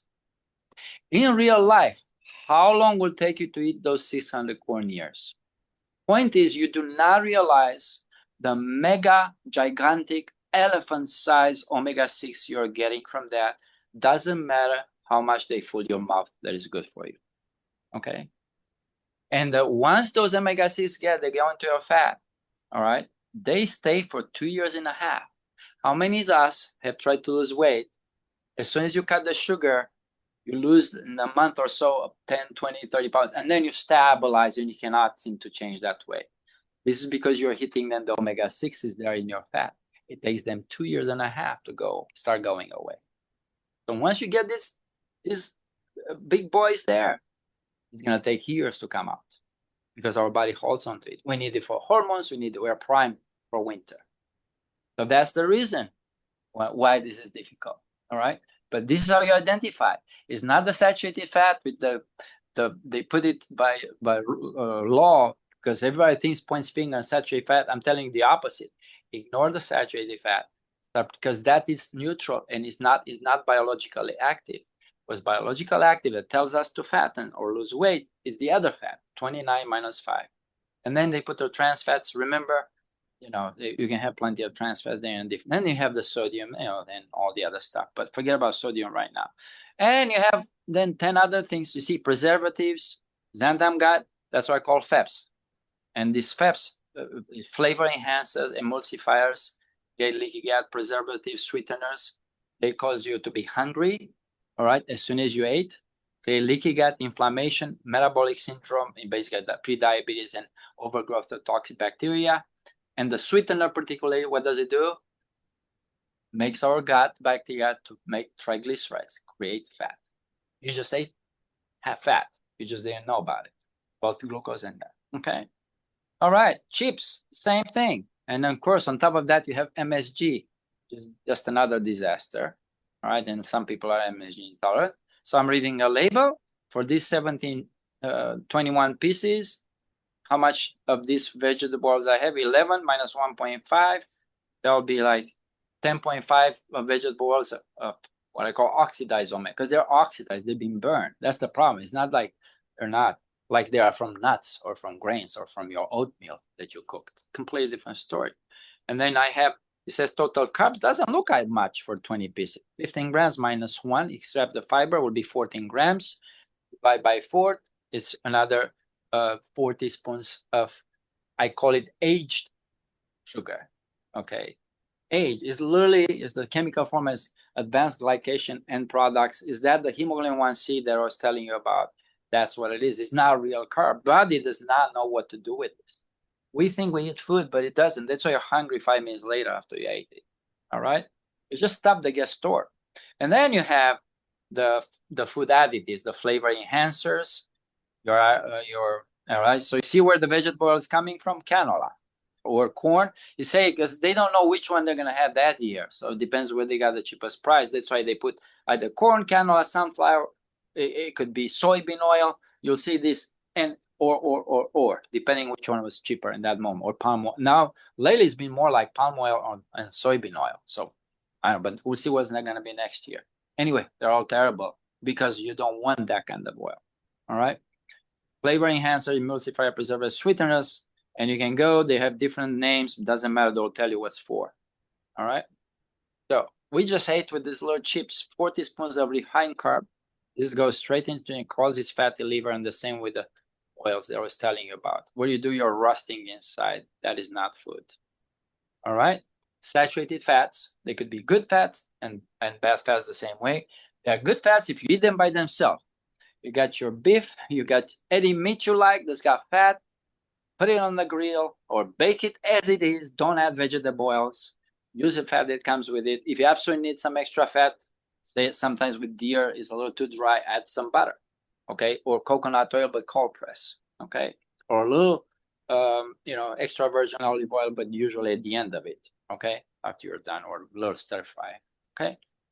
But the context matter because you combine you got your meat that you fried it with vegetables, and then you have your soda. Then of course, then they blame it the saturated fat is a problem, but no, it's combined with all the others is a problem. All right. So as I mentioned, it's safe to cook with it. You just don't use the shortenings. Okay. Hidden sources of this, what I call the sweet fat, the sugar, and vegetable oils.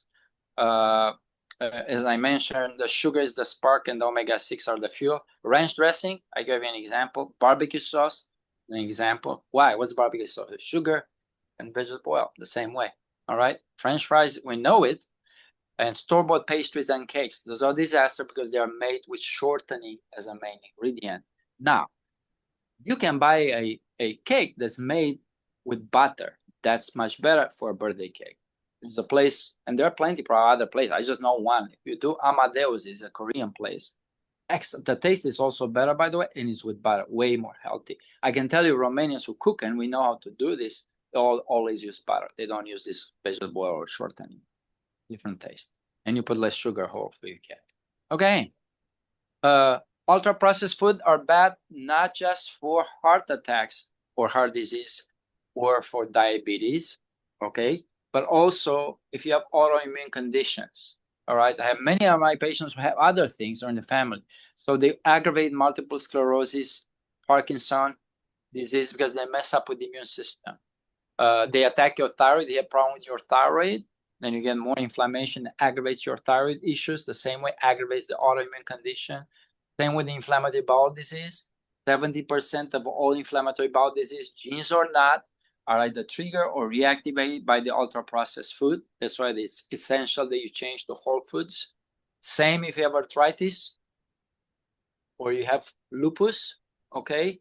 Arthritis is nothing but inflammation in the joints, because fructose is converted into uric acid that goes into your joints and makes it 10 times worse. But also the immune system is messed up that starts to attack your joints if you have rheumatoid arthritis. Tremendous impact on the immune system by fructose and this omega-6. Omega-6 creates the inflammatory substances, then they go into the joints. So together, the sugar, your favorite barbecue sauce, it's a disaster for your joints, okay? Because it got both sugar and the vegetable oils. So between omega-6s and your fructose or uric acid, double whammy on the joints, okay? Very important. All right. So how are we going to fix this? We can fix this by giving you insulin, fix the sugar, or you can recover by just little. I show you, you cut the culprits and you start just doing walking exercise. So when I tell my patients, you got to cut all this, breakfast was cereals, lunch was some, Subway sandwich, and dinner was, what do you call it, Piccadilly, all right? Because and say, well, this is just good old-fashioned Southern, food. And I said, no, that's not Southern. It looks like. I want you to cook the Southern food that you know, but you cook it at home, and I'm fine with that. There's nothing wrong with Southern Southern food. Okay, just don't fry. That's it. You can cook it at home. That's not what you have there. So then, when I said you can't really have those, then well, I've had. There's nothing to eat. Okay. And particularly, I tell them you got to cut the snacks too. Well, why do we need to cut the snacks? Give a break to the liver, for God's sake. It needs a break. We are never designed to have snacks ever. We're designed, if we are lucky, not designed, but evolved. If we had food maybe once a day, we're lucky. Sometimes we wouldn't eat for 2 or 3 days. But I'm fine. I'm not saying you should eat every other day. You can eat 2 or 3 times a day, but at least get rid of snacks. Give a little break to your body. And try to have an overnight that's a little, some kind of fasting diet. Don't eat after 8 o'clock, and then don't eat sooner than 7 o'clock in the morning. Have at least 11, 12 hours if it's possible between. Let your liver and the whole body recover from all that. But eggs and meats, no problem. Whatever you like, ideal, venison, bison, lamb, pork, grass-fed, or pasteurized eggs, poultry, chicken, turkey, and duck. Seafood, we talk about, no problem. Dairy products, I insist on the whole milk version, whatever that is. Just don't use the low fat, whatever, or no calories sweetener-based version. Don't, all right? Whole milk is fine. Now, the catch is some of us have problems with whey, and we have allergies, or you have lactose intolerant. Many times you may not be lactose intolerant. You may be actually intolerant to the cow milk. They call the A1, A1 casein. You can go for the A2 version of the Jersey kind of cow's milk, and that's better tolerated. But also, I noticed for me, my whole life, adult life, I thought I'm lactose intolerant. Then incidentally, I remember when I grew up as a kid, I never had problems with lactose intolerance. So then I didn't know what happened. Well, turns out I had the problem with the cow milk, the goat milk, no problem. So I can drink a whole bottle and I have no issues. And yes, in rural Romania, we grew up with goats. We had goats. We don't have actually cows, all right? Because cow, you had to be higher up in the society to afford a cow. So we were with the goats. So then I realized that actually I have problem intolerance with the cow milk. It had nothing to do with lactose, intolerance, all right? But some of us, if you have allergies, if you notice your asthma, where I have, it's season with the allergies, whether it's pollen, we blame it on pollen. No, 90% of the time, it's got nothing to do with the pollen, all right, that comes in spring and then in fall. It has something to do with, you have probably allergies to other food that you have more in that season and you don't realize. So start by removing dairy for about 3 months and see if that makes a difference. If that doesn't change, if that improves, then you know your problem's there. Intolerance got nothing with the pollen, why your allergies are all revved up, including in your lungs and everything else on skin. Other version is you can have, call it gluten intolerance, but it's really wheat intolerance. Again, you can switch to wheat, gluten-free kind of bread, buckwheat. It's gluten-free if you can. But again, then vegetables, fruits, berries, healthy legumes, everything else. In terms of nuts, best nuts are pecans and walnuts, but almonds are okay too. Then you have beans, lentils, chicken. So you see, it's plenty. All I'm asking is in terms of fruits, you got to take it easy with tropical fruits if you have diabetes, because it's a lot of fructose and sugar in those. Keep it with berries, depending what goal you have. Doesn't mean you never. So eat the fruit, don't juice it. The fruit has fiber. Fiber's job is to hold the fructose and give it for your gut bacteria, not to get into your system. When you juice or you smoothie, you kill the fiber, you release the sugar. That's why you like it. It's sweeter and basically bad for diabetes. Okay? So eat to live, don't live to eat. This is an example. I ask people, are you eating oatmeal? Or what about oatmeal? There's nothing wrong with oatmeal, except please don't use the refined instant oats, because that's nothing. It's the same like cereals. It's basically dessert for breakfast. Okay, it's just fast release sugar. Use the one that still cut those, the one you actually have to cook for 2 or 3 hours or overnight. Now that's okay. You can have that oatmeal, not a problem, because it's slow release carbs, completely different story, and it's loaded with omega-6s. All right, it's not a problem. Okay, if you were to eat whole grain bread or sourdough, if you have to have bread, but if you have diabetes or you want to lose weight, cut the bread altogether. You're not gonna ever lose weight if you eat bread. You're done. Okay, just and the same with Romanians polenta. Polenta is 5 times worse than the bread. That's so. All right, because it spikes, releases sugar and spikes the insulin. Okay. One important part that very few people understand is what's the best way how to cook, the tools for cooking. Here's what I like. If I were to say what's the healthiest way how to cook the food, is the pressure cooker. All right. And if you, all right. So pressure cooker or slow cooker by far. All right. The Instapots. Okay.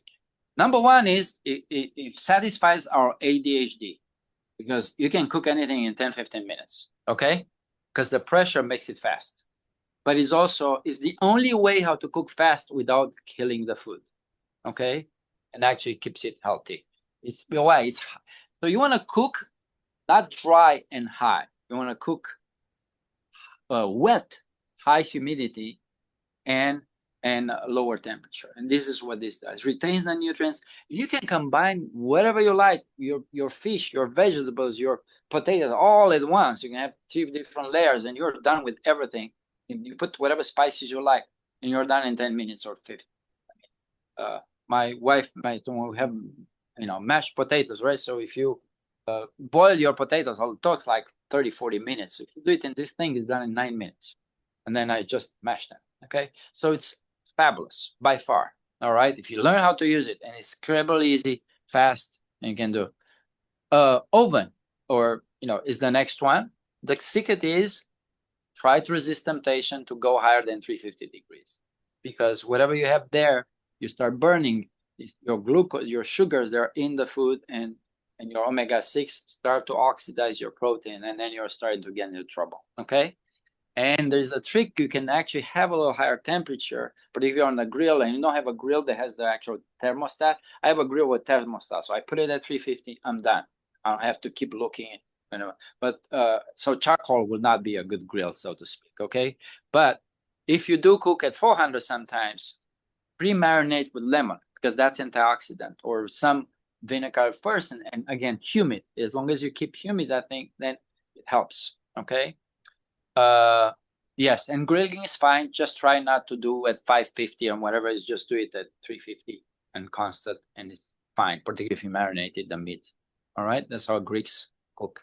Now, microwave.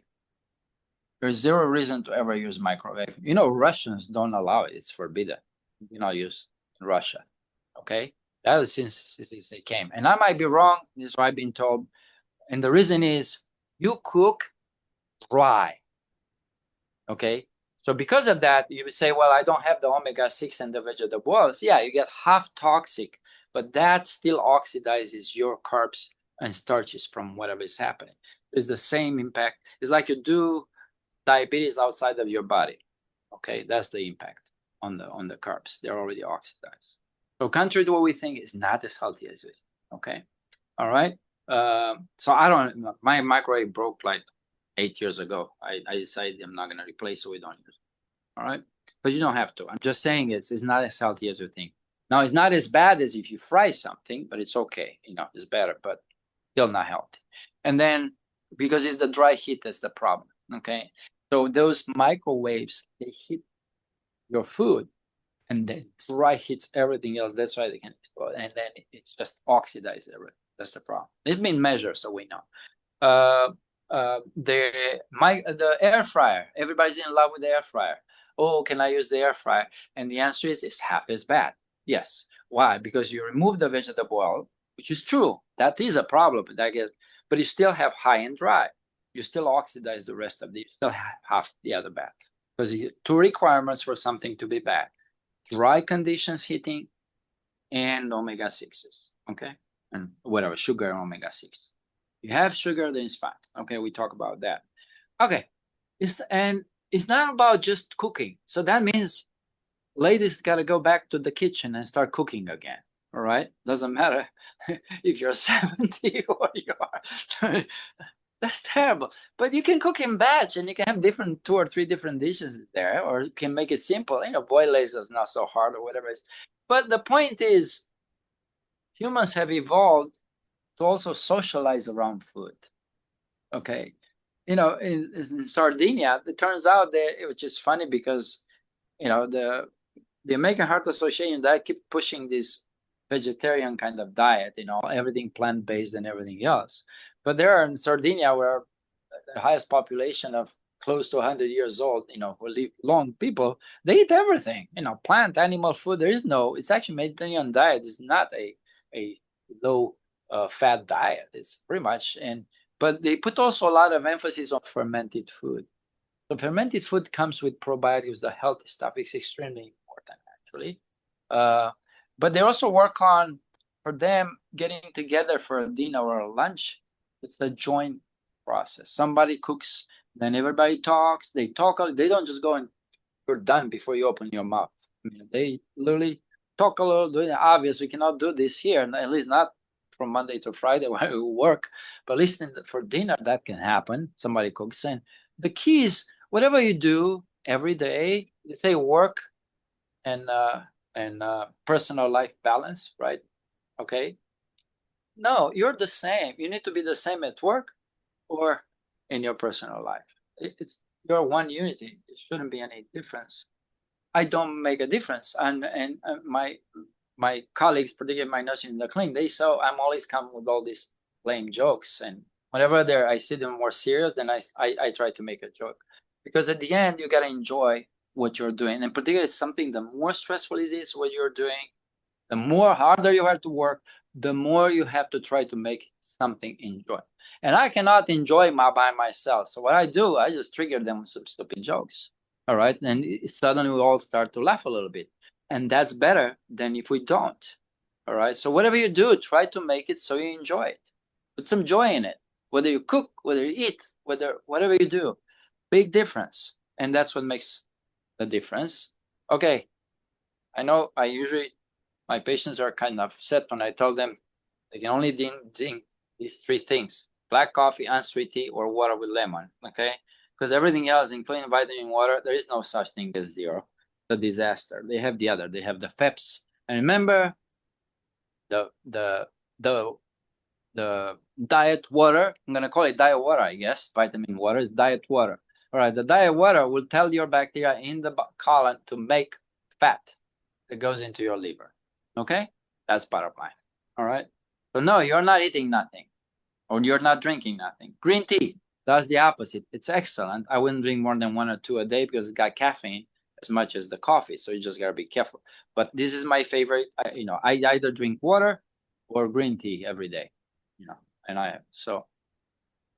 fake sweet tooth. I already told you what's bad about the artificial sweeteners. I see only one purpose for the artificial sweeteners: to wean ourselves of sweet tooth.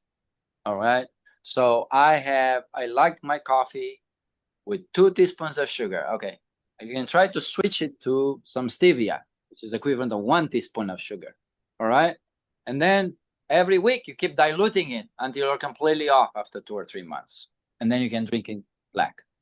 Okay. So use it as on the way out of getting rid of a sweet tooth if you like to. But you have to keep doing it and wanting it. Okay. Other than that, I don't think there's any place for it.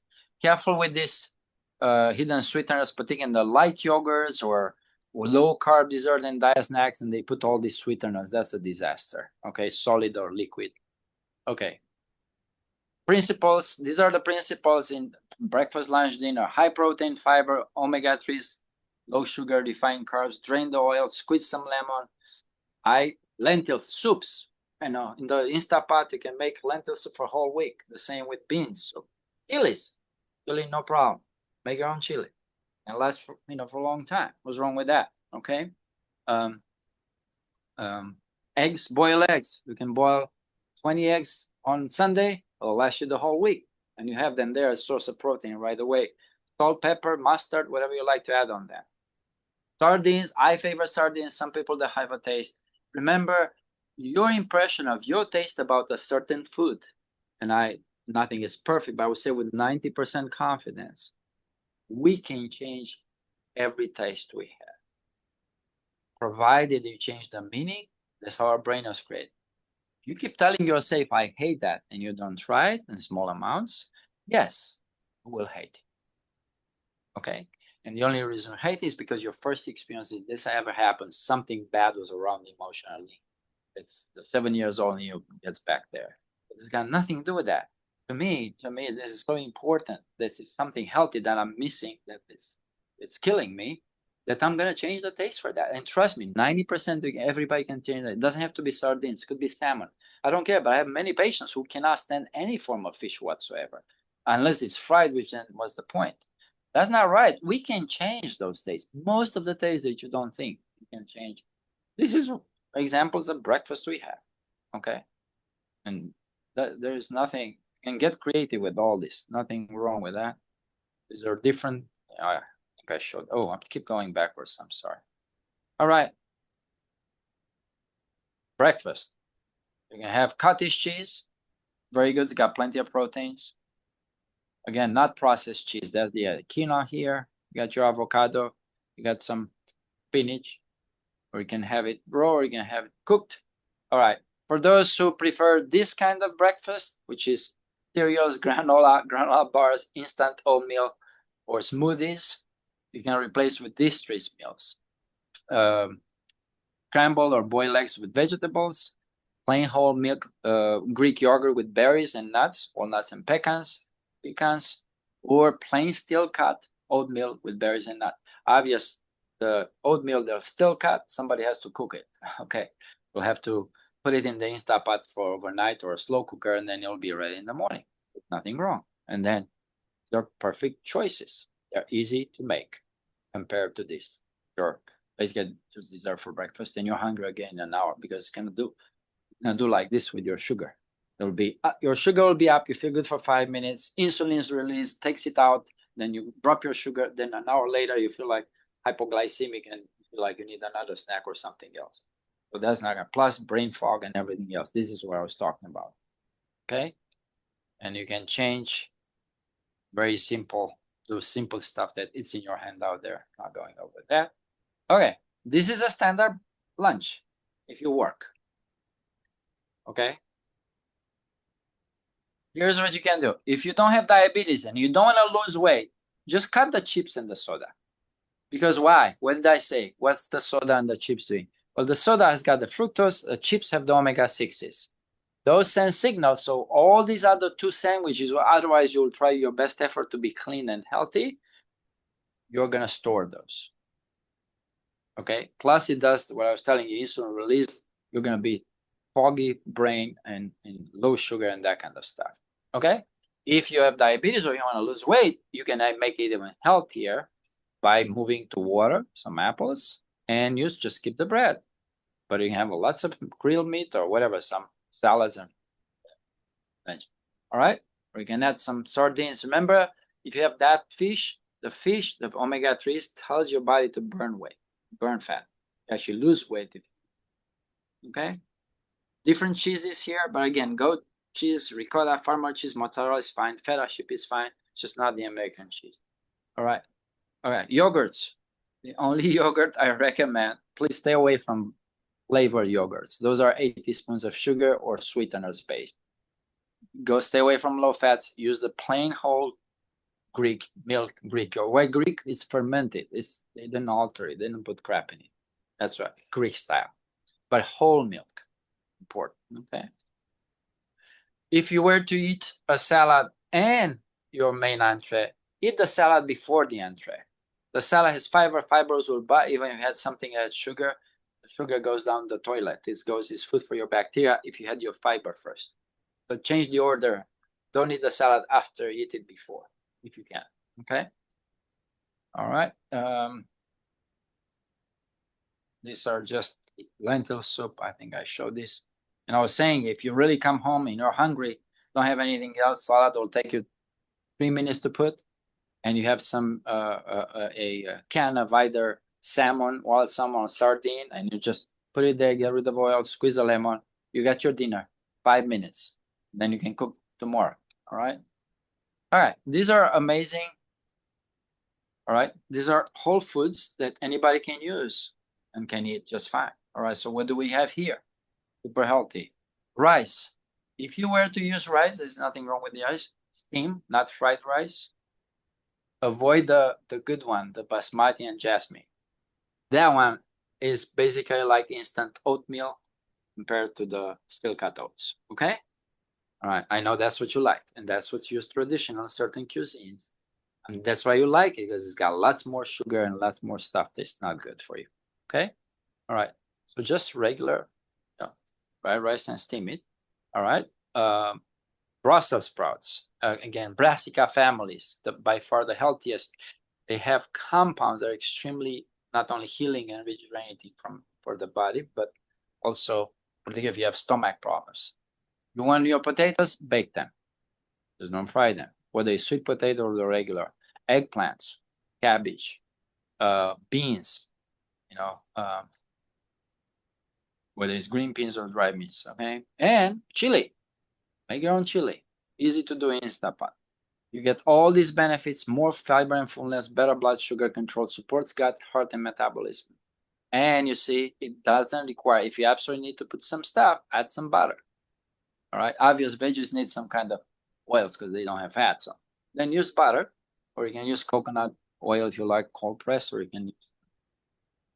Okay, this was the basmati and the jasmine rice that I was telling you about. And pastas, doesn't mean I never have pasta. It's just not a daily thing. It's my backup desperate dinner, and nobody wants to cook. It's too late, and I want something in 10 minutes. Okay, all right. So, but learn to cook stews. Nothing healthier than that, and then you can throw anything you want. Very tasty, yummy, and they can last the whole week. Not a problem. Instant Pot. Okay, big salads. My point is, make your own pre-made dressing from olive oil or avocado oil and balsamic vinegar or apple cider vinegar, whatever vinegar you like. Or you can make it instead of vinegar, you can add lemon.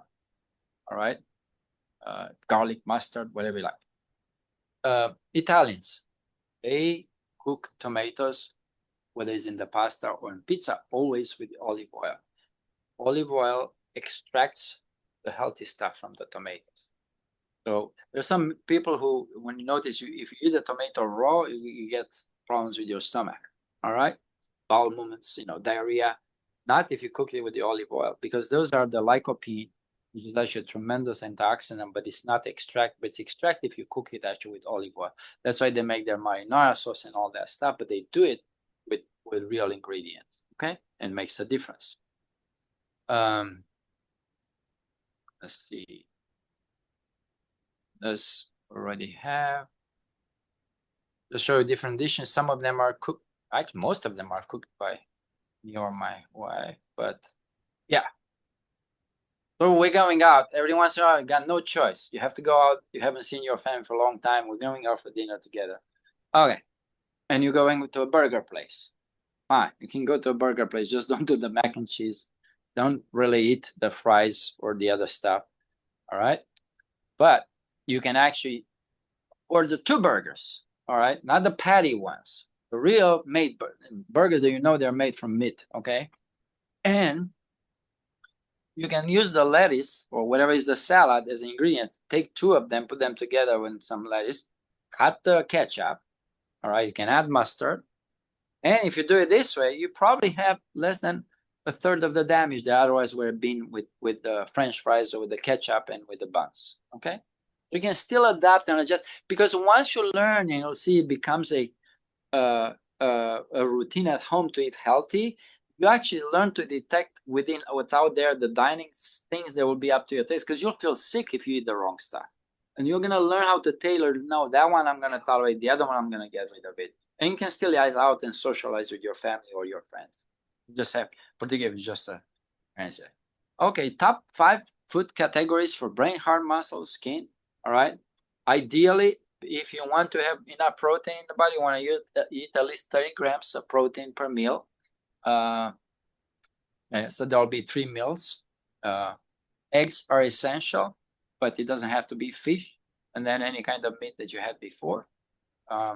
It's going to be in your handouts.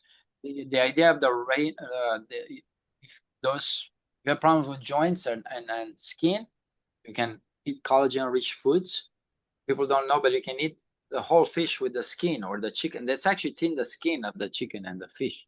And some people like it, some people don't like it. It's an acquired taste. I personally don't have a problem with the whole thing.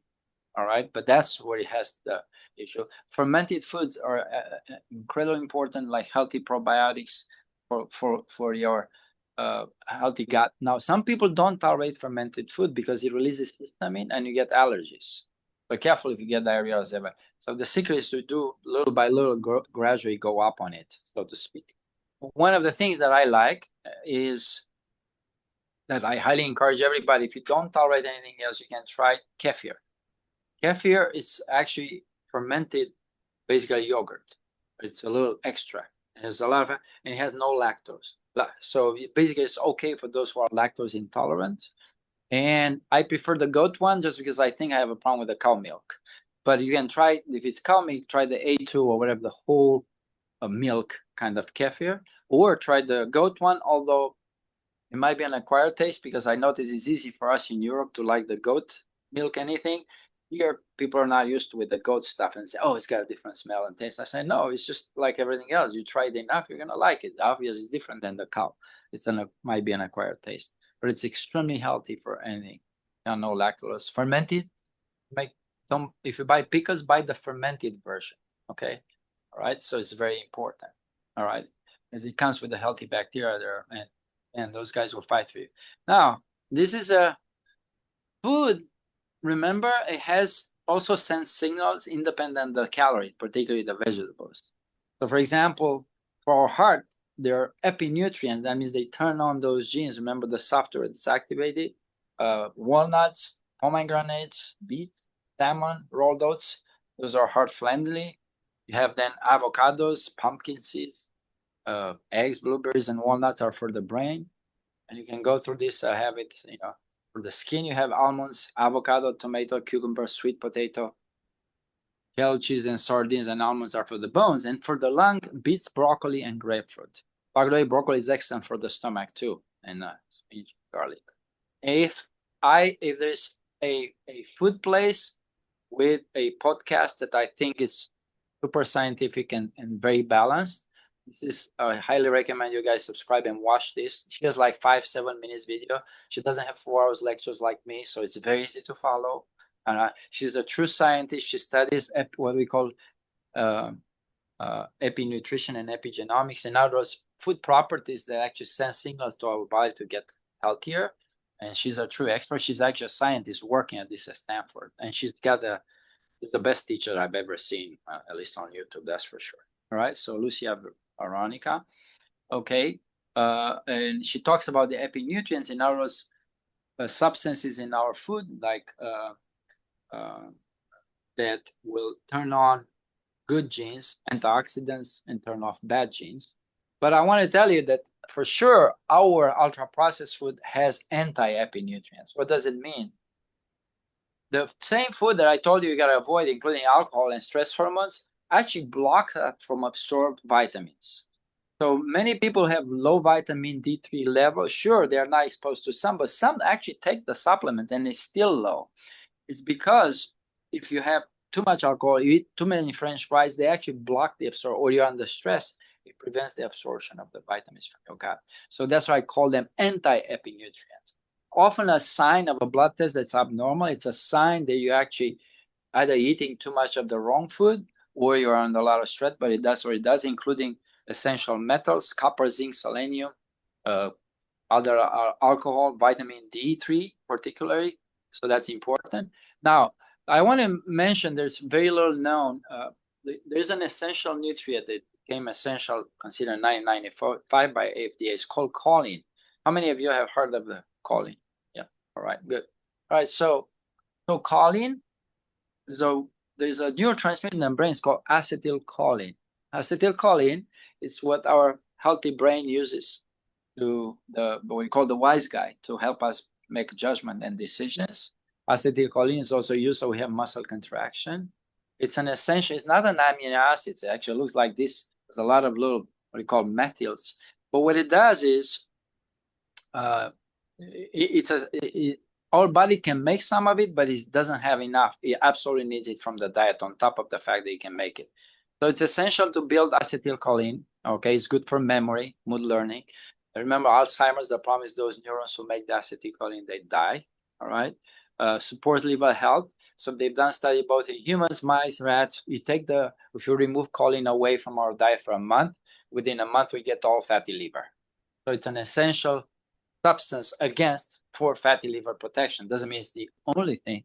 If you just have plenty of that, you'll never get fatty liver. But if you don't have it, particularly relative to what you eat, for sure, it's going to aggravate your fatty liver.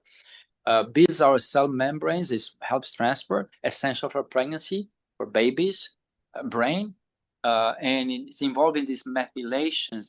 See, this CH3 is methyl. It has got 1, 2, 3, 4 methyl groups, the highest donor of and what's methylation?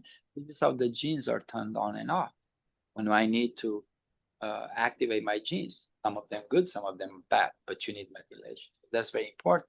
Best food sources, eggs are by far the richest. We need about 400 milligrams a day. One egg has 150. So 2.5 eggs will be 3 eggs. You have all your choline you need per day. Beef, salmon, chicken, broccoli, dairy, but this is the order. But why is that important? Because one of the risk factors that we have for heart attacks, see, I put here, I told you about the triglycerides, the HDL, the bad LDL. I told you about hemoglobin 1C, which is the pre-diabetes or diabetes. But there's another one here, it's called homocysteine. I checked that on all my patients. Homocysteine being elevated, it's an amino acid that's, if it's more than 12, it's elevated in the bloodstream. Been known for over 20 years, it's risk factor for cardiovascular disease, kidney disease. But nobody knows what to do with it, okay? Because we try clinical trials this is why you know that you got to supplement vitamin B, okay, the B complex. This is what it's supposed to help with to drop the homocysteine. But it's a little more complicated than that because homocysteine is really, it's an essential amino acid that's produced in order to be converted from homocysteine to methionine. Methionine is that methyl group donor that turns on and off genes. We're flexible, we're our software and what's happening, but also creates the glutathione. So what happens when your homocysteine is up is because it got stuck. It cannot convert to methionine. How does it do that? Well, it needs methyl donors. And there are 2 pathways. One of them is the B complex pathway that we knew about, which is folic acid. That's why we ask for folic acid supplements or folate and B12 supplements.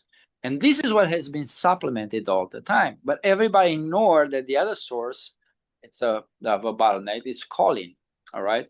Choline delays the methyl for the homocysteine and can circulate it so you don't have the bottleneck. So we actually have 2 nutrient requirements. And all the studies have been done with just bees, at least for heart disease, with B complex and folic acid B12 supplementation.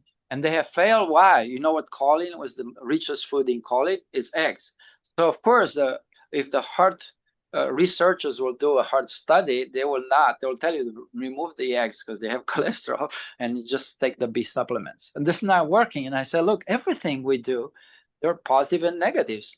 Yeah, eggs have a little cholesterol. Well, actually, we know 90% is not absorbed. 90% of the cholesterol from the egg doesn't get absorbed. It goes into the toilet. We know that. Very little gets absorbed, but we make this big fuss. They have a lot of cholesterol. But so that would be the potential bad side effects. But again, it's not a problem as long as you don't oxidize, don't fry it with vegetable oils. But the benefits of the eggs is what it needs to create a whole hen, okay, out of it. It's excellent for us, including this choline. So we need to combine them both. That's what I'm trying to say. And why is the issue? You can figure out if you have a problem, if your homocysteine stays up, we need to work on both of these pathways. Unfortunately, few doctors know that. Okay, and the issue is 90% of us were choline deficient. Okay, 90%, and it's many reasons, but so it requires, as I said, for brain, for liver, so we don't get fatty liver, turns on genes. Pregnant women protects, there's, and here's the reason why we're deficient. 75% of us have a backup plan. If we don't if we don't eat enough choline, we have a backup plan that our liver can make it. But there is an enzyme, it's called the PEMT, phosphatidylethanol methyltransferase. But 75% of us have a genetic variant that is underproduced. We actually even our body cannot make when we don't have enough from the diet. All right. And especially when a woman is pregnant for the baby. Why? Because a pregnant woman needs about 450 milligrams a day. As I mentioned, an egg will be 150. So you'll need 3 eggs a day. All right. And I don't know who eats 3 eggs a day. And then for breastfeeding, even more for the baby development. As a matter of fact, there's quite some studies there in terms of the potential that it might have some impact in babies who don't have enough, the mothers don't have enough choline, and it may contribute to potential autism. But even if once the kid is autistic, and I don't know if you've ever had to work, they're very prone to eat really horrible chips and potato, ultra-processed food, and they cannot stand to go for the texture of the food. It's extremely difficult actually to give them healthy whole foods. And choline deficiency is a major impact actually for aggravating the autism disease perspective. It's essential for the brain. So if I want to fix those homocysteine level, or I want to fix that, I have enough of that, we need to work on both of these pathways, but know that the other, so what can we have? Eggs, beef liver, beef, chicken, fish, dairy, soybeans. We have beets, and they have betaine already, which provides that. Beach, spinach, poultry, fish, eggs, dairy. Okay, that's that. If I remember, there are 2 arms. I can supply choline to try to fix my homocysteine and have everything, antioxidant, defense, protection, and everything else. But I can use the B complex, or folic and B12. The catch is folic and B12. Half of us, our body has an enzyme that, in particular women, 50% women, 40% of men, is MTHFR, which is methyl tetrahydrofolate reductase. Is deficient, is not producing, cannot convert and activate the folic acid or the B12. It needs to methylate it. Now, you remember methylation? That's where it comes from, that choline pathway. That's why you need methylation to activate anything so the metabolism goes on. It's very important, including our main antioxidant defense, which is glutathione. So the methylfolate and methylcobalamin are available actually through the vitamins out of pocket, but you need to know to buy the ones that says methyl folic acid, methylcobalamin, or B12. Don't buy just the folic. When it says I have folic acid 1 milligram, that's not enough. It has to be the methyl part. And I'm just telling you that. Should you decide that you're going to take some vitamins, at least take the one that are methylated. That's what I'm saying. Okay. And everybody who knows me knows this is the last one, that I don't like supplements. I said first prove it to me and then I'll use it. But for better or worse, creatine actually has been proven that it's excellent for your brain and muscle health. grams daily. This is one of those few supplements that actually, no matter how hard everybody's tried to kill, at least from our MD side, it didn't work. It's really, we have plenty of evidence it's actually beneficial. All right. You're strong with your muscle, also with your brain, with memories. You're better in that kind of 5 grams daily. Okay. Creatine. I recommend. And I think that's it. And I can take some questions then.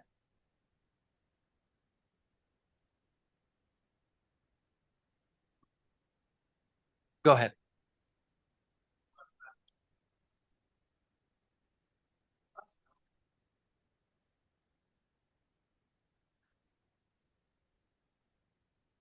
No, it's okay. I can repeat the question. Okay. Yeah, I speak loudly anyway. One of your last lectures, you highly talked about sardine. Yeah. So we now have a lifetime supply of sardine cans in our refrigerator. Is that every day? My wife loves them, by the way. I like sardines. How about this? If you like it, every day is fine. Okay. If you don't like it, at least 3 times a week. How's that? Okay. Right. I'm good with sardines and mustard sauce. Yeah. But she loves them all. But she's like, we've got all sorts of fish cans now. Have you tried with celery and carrots? You'll be surprised. No, but I'm willing to. Yeah, try. Yeah.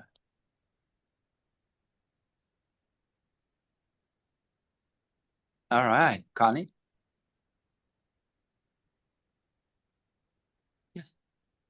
When you say beef, does it have to be red? You just have the golden beef. Any bits are fine as long as you don't, again, not the ones that are processed or you fry them. Right. Yeah. Right. Or juice them. Yes. Okay. Yeah. Absolutely. And what about Brazil? Bits are very healthy otherwise, in salads and everything. Right. Yeah. What about Brazil nuts? Brazil nuts, careful, they have selenium, but one Brazil nut, it's enough to provide selenium for the whole day. And you can get actually toxicity from it if you have more than one a day, apparently. So you got to be, I think it's 1 or 3, I forgot, but very little amount is unbelievable. You can overdose actually and get toxicity, metal toxicity from it. Yeah. You got to be careful. Yeah. And as far as do they have to be dried or can you use canned? Just rinse them. I mean, if I were to compare that with French fries, any version of it is fine. But the only thing is if you have obvious heart disease or kidney disease, they're gonna have salt, right? So, but if you don't, otherwise you tolerate, just know that getting rid of the water or whatever they were preserving it and wash it in once only gets rid of half of the salt. So it depends how much salt they have, but most of the people will be fine with just even with the canned one. It's still a better option. So yes. No. Come on, you always have questions. What happened? I think I turned everybody out for 3 hours. I just have one quick question. Yeah. What about the smoked sardines? They're so delicious. I mean, depends how they're smoked, so to speak. But yes, I mean, as long as nitrates free and organic and all that, probably it's okay. I prefer them than the other one. But that's fine. Yeah.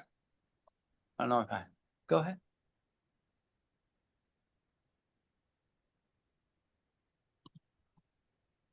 Hi, this is my first time coming here. I'm a longtime friend of Liz. I did see something on the picture said peanut butter.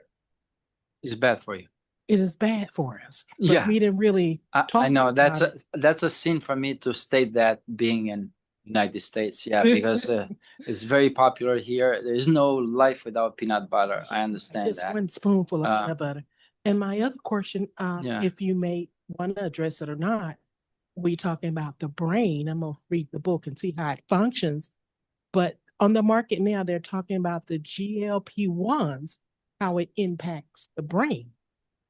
Is that retraining the brain? Are you not sure? Okay. So first of all, let me address the peanut butter, part of it, and then I'll answer the second one. So the first question is, why am I making a statement that peanut butter is not good for you? Again, if you're healthy and you just have it from time to time, it's not a problem. Okay. All I'm trying to say is the same way like I showed it in the the ranch dressing, there's hyper-concentrated in omega-6. Peanut butter is literally sugar with omega-6. It's hyper-concentrated in omega. They're really not nuts, okay? They're actually seeds. And they have a lot of omega-6 as opposed to the walnuts or the pecans, okay? And not that there's anything wrong to have it from time to time, some nice peanut butter and jelly. The key is to also buy the one that don't add a lot of other ingredients, you know, so that's all. But you can have some. I'm just saying it, saying I am diabetic, and every day you think you're doing something healthy to you when you put on some cookie, some crackers, spread some peanut butter and some jelly, and you say, well, this is healthy, right? No, it's not if you're diabetic. That's for sure. Because that's the same like dessert. Okay, that's all. But if you're healthy, otherwise, it's not a problem, and moderation. Yeah. And then the second question you had about how do the GLP-1 agonists work on the brain, and what are the potential side effects long-term on the brain? Or is that what you're saying? So they block. First of all, we don't know 100% how it works. All we know is that it stops that food zoom that you had in your brain, always thinking about the food. So that's supposed to reduce your appetite. We do not know whether it works on the addiction part of the food, but in general, it's been noticed that things that tend to be addictive, a lot of people now, they are trying to do trials to see if it helps also with quitting smoking, alcohol, some other addictions. It may be at that interface. I think the reason why it works in addiction, because many of our food addictions are connected with the anxiety as a backup mechanism. In other words, we fix our food or wrong emotions, and then, yeah, if that was the wrong food, once it cuts that, it'll stop some addictions too. But in terms of potential side effects on the brain, there's a theoretically problem with people who are depressed or they have already some depression. It may aggravate their depression because it can cut some of the it can depress the mood. It works in the same center. So far we haven't heard really a lot about that, but yes, I don't know if I addressed that.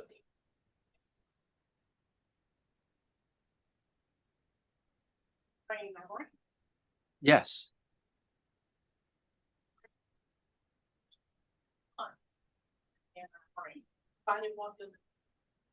Oh, I see. Yeah. So good.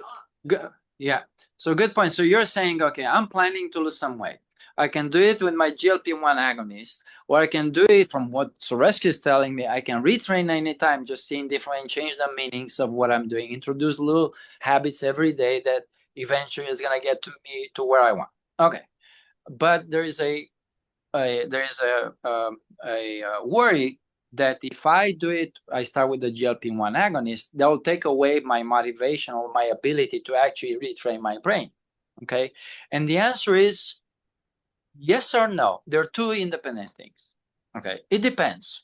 How quick do you need to lose that weight, and how hard have you really tried on your own and you're getting very frustrated? Some people, I mean, how are you going to do exercise? You can barely get out of the bed, you know? I think it's okay to use this as a jump start, as long as no matter what, you're continuing with your plan of retraining your brain. I don't think it's going to block you from doing that. As a matter of fact, buys you time and actually takes that zoom in your brain about thinking about the food all the time. It actually may facilitate, make it fast. I'm not encouraging that you should not do it without it. All I'm saying is not necessarily antagonistic, as long as the goal is well-being long-term, and your goal is, I want to get a kickstart, I want to use it for 6 months, 12 months, no more than that, to get my 10% body weight, and then I continue. In other words, I'm buying time, so I really change my lifestyle and my habits. And that takes time. The body takes at least 6 months before you get a new habit that stays there, that you do it every day. All right. And then you're kind of cruise control after that. So I would use that if you absolutely need to, but I didn't need to do it. I just changed and I just kept going how it is. But some people need some help, and that's okay. I don't think will antagonize your effort for the other parts. If there's anything may help. But as long as you have a very clear goal, I need this for 12 months. And then by then I change my lifestyle. I know what I see I can do it. Then I can take it off. Why? Because we know if you, after a year or 2 years, whenever you plan to, if you stop it suddenly, We actually usually taper it, and we may use it every other day. But if you haven't changed what you're eating and your lifestyle, you're back in 3-6 months. You're back to the way it was. So yes, sure, yeah.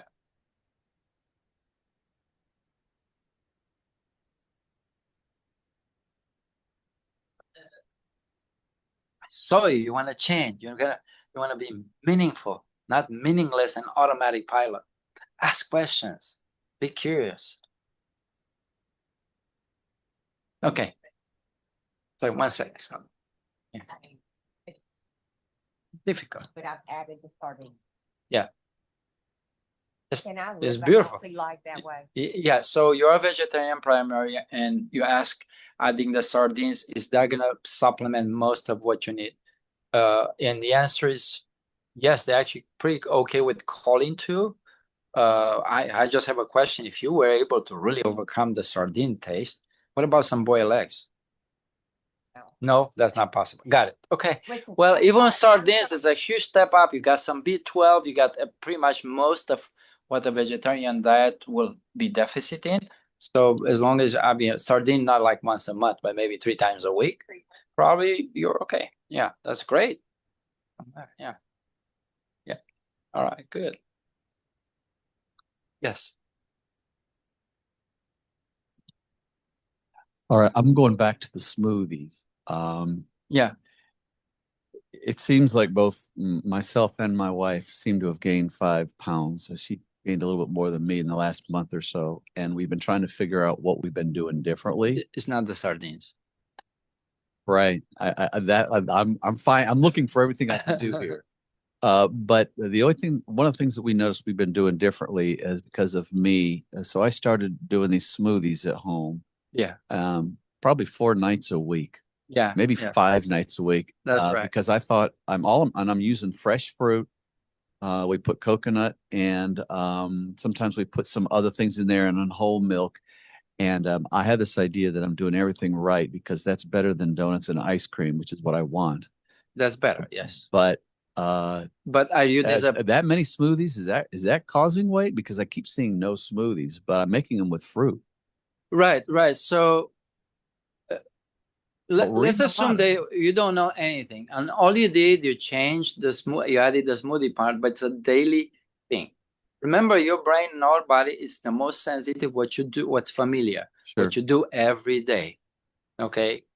And the answer is when you, and maybe I didn't explain that right, but in the fruits, the glucose and fructose is bound to the fiber. That means half of the fructose bound to the fiber is never released to go into our bloodstream and being absorbed by the stomach. It actually goes into your large bowel, it's metabolized and used by the bacteria in the gut, the probiotics, and it's food for them. It's half of the sugar of the fruits from the fruits, it's for the bacteria from the bowel. So we keep them happy, and in exchange, they give us vitamins. Okay. And only half. So if you eat the fruit, only half of that sugar gets into our system. Okay. Also depends what kind of fruits, because tropical fruits have lots more sugar than an apple has 8 teaspoons of sugar, or whatever, a pink lady. Okay. And Granny Smith is only 4 or 6. Now I'm going to smoothie, or I'm going to juice that. I'm going to kill the fiber. So all the sugar is released.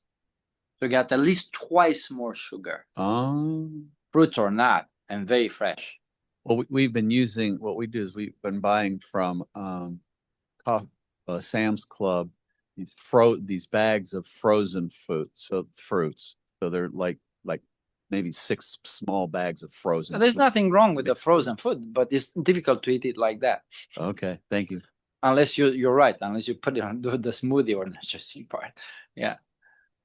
But anyway, 100%, that's what caused your weight gain, by the way. All right.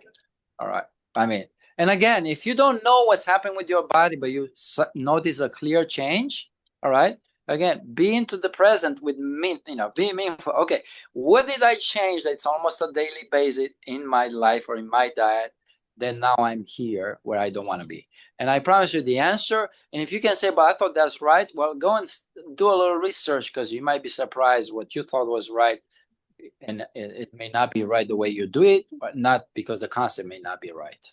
Fruits are good for you, except, yeah, you're not going to have 6 of those fruits eaten one after another. You'll be full after first or second, as opposed to just extract all the juice and sugar from all 6 of them in one little smoothie, right?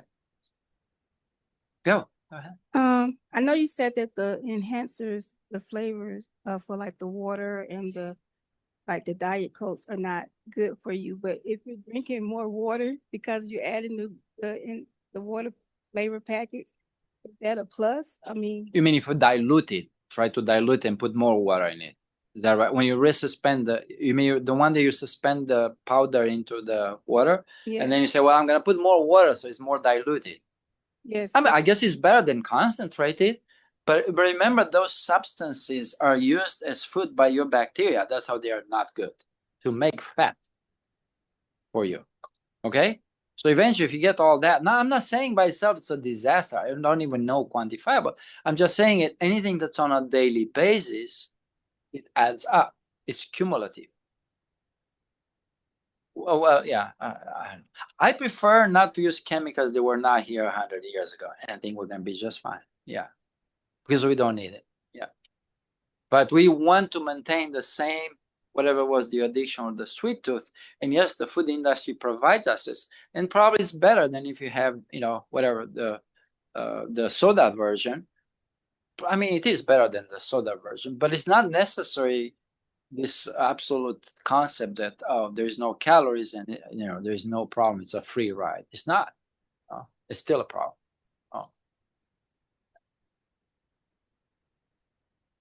Okay.